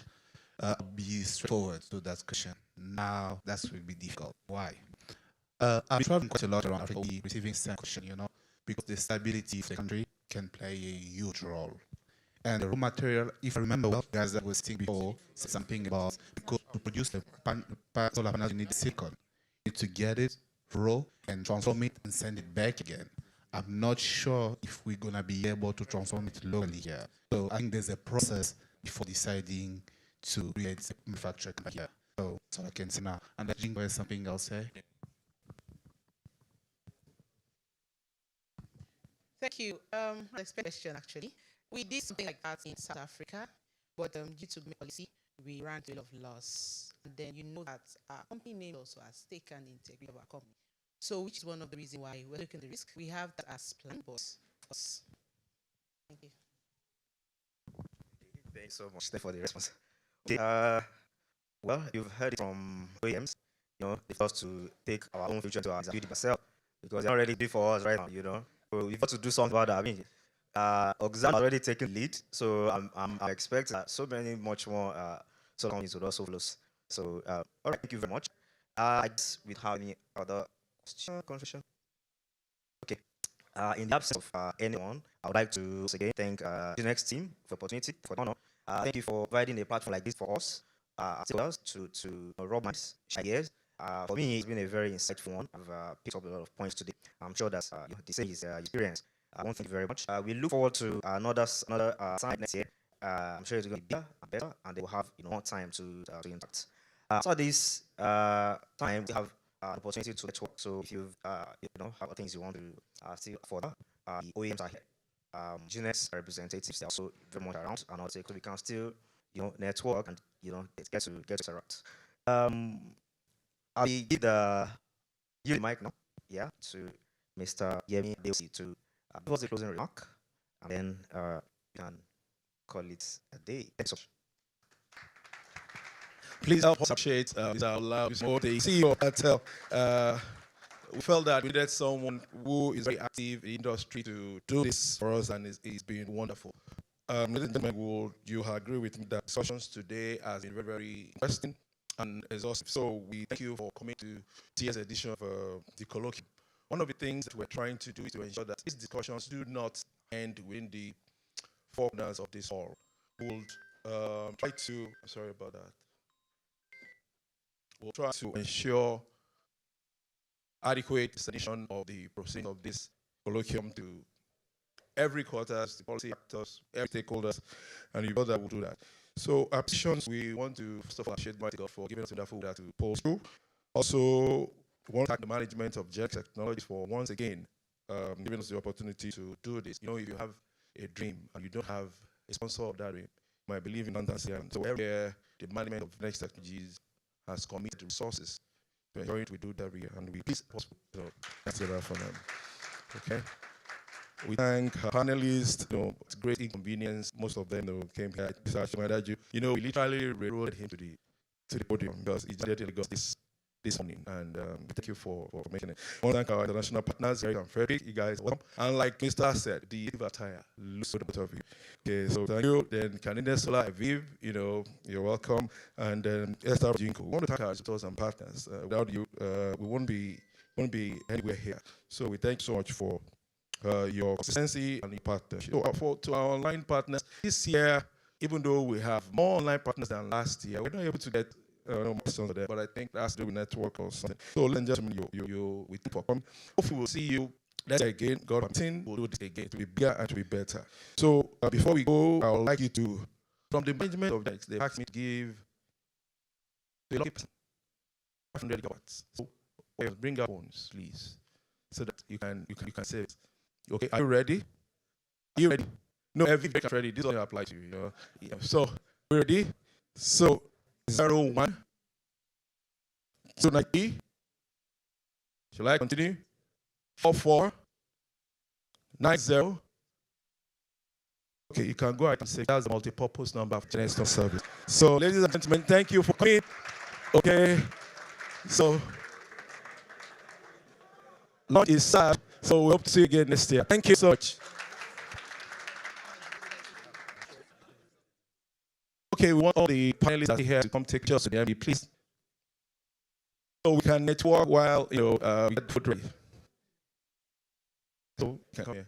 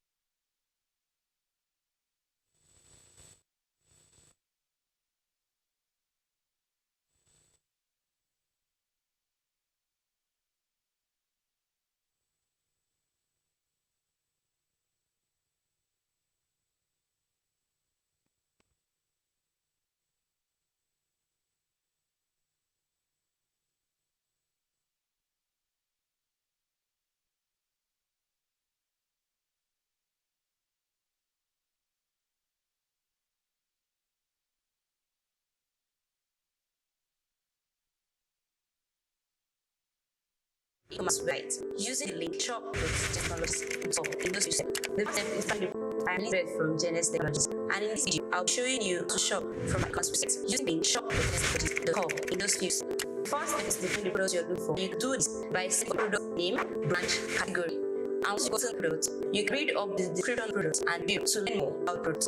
After making your decision to buy products, you can add to that and also choose to add other products to your cart, say proceed. This will take to next where you will manually and validate the order. That is it. Now you have to shop from Gennex website. What are you waiting for? Start shopping now.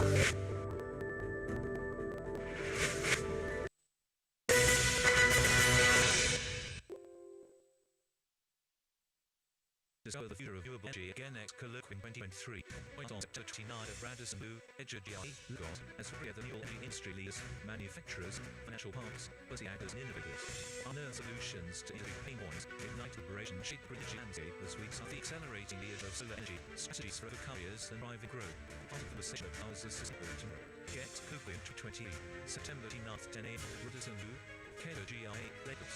So you're on now. Together, we shape the future renewable energy. Next technology. Jinko Solar. My name is Jinko Solar.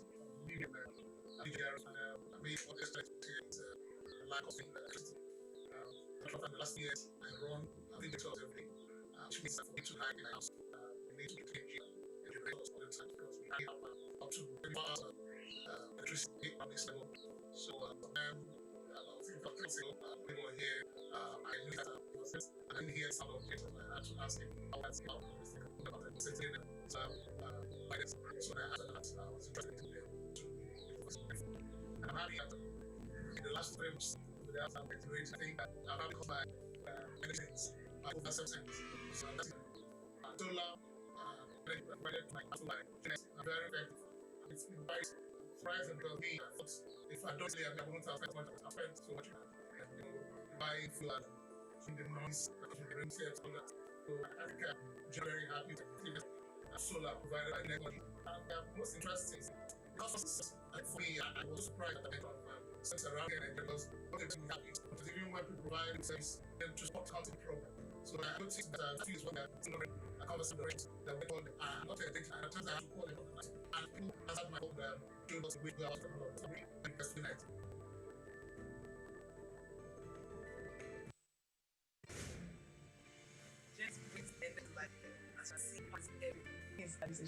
I'm just media strategy, and I think about Gennex through recognition, testimonial, people that worked already recommended it to me. I'm looking for a better company. Actually, I tried all the better companies, and it didn't work out. So I thought it was just try it yourself, let's see how it is. And it's been fantastic. It says like, why didn't I listen to me in the beginning? Why was so much when I feel something Gennex? And the next decision is and solar, inverter, solution seamless. The service will be so much. It's really good. No choice I want to read that I do, or is I forget that whatever. It just keeps like nothing there. I don't want to do it, like I don't understand. So for the like, just the other and what is there. And I'm just trying to happen. It made it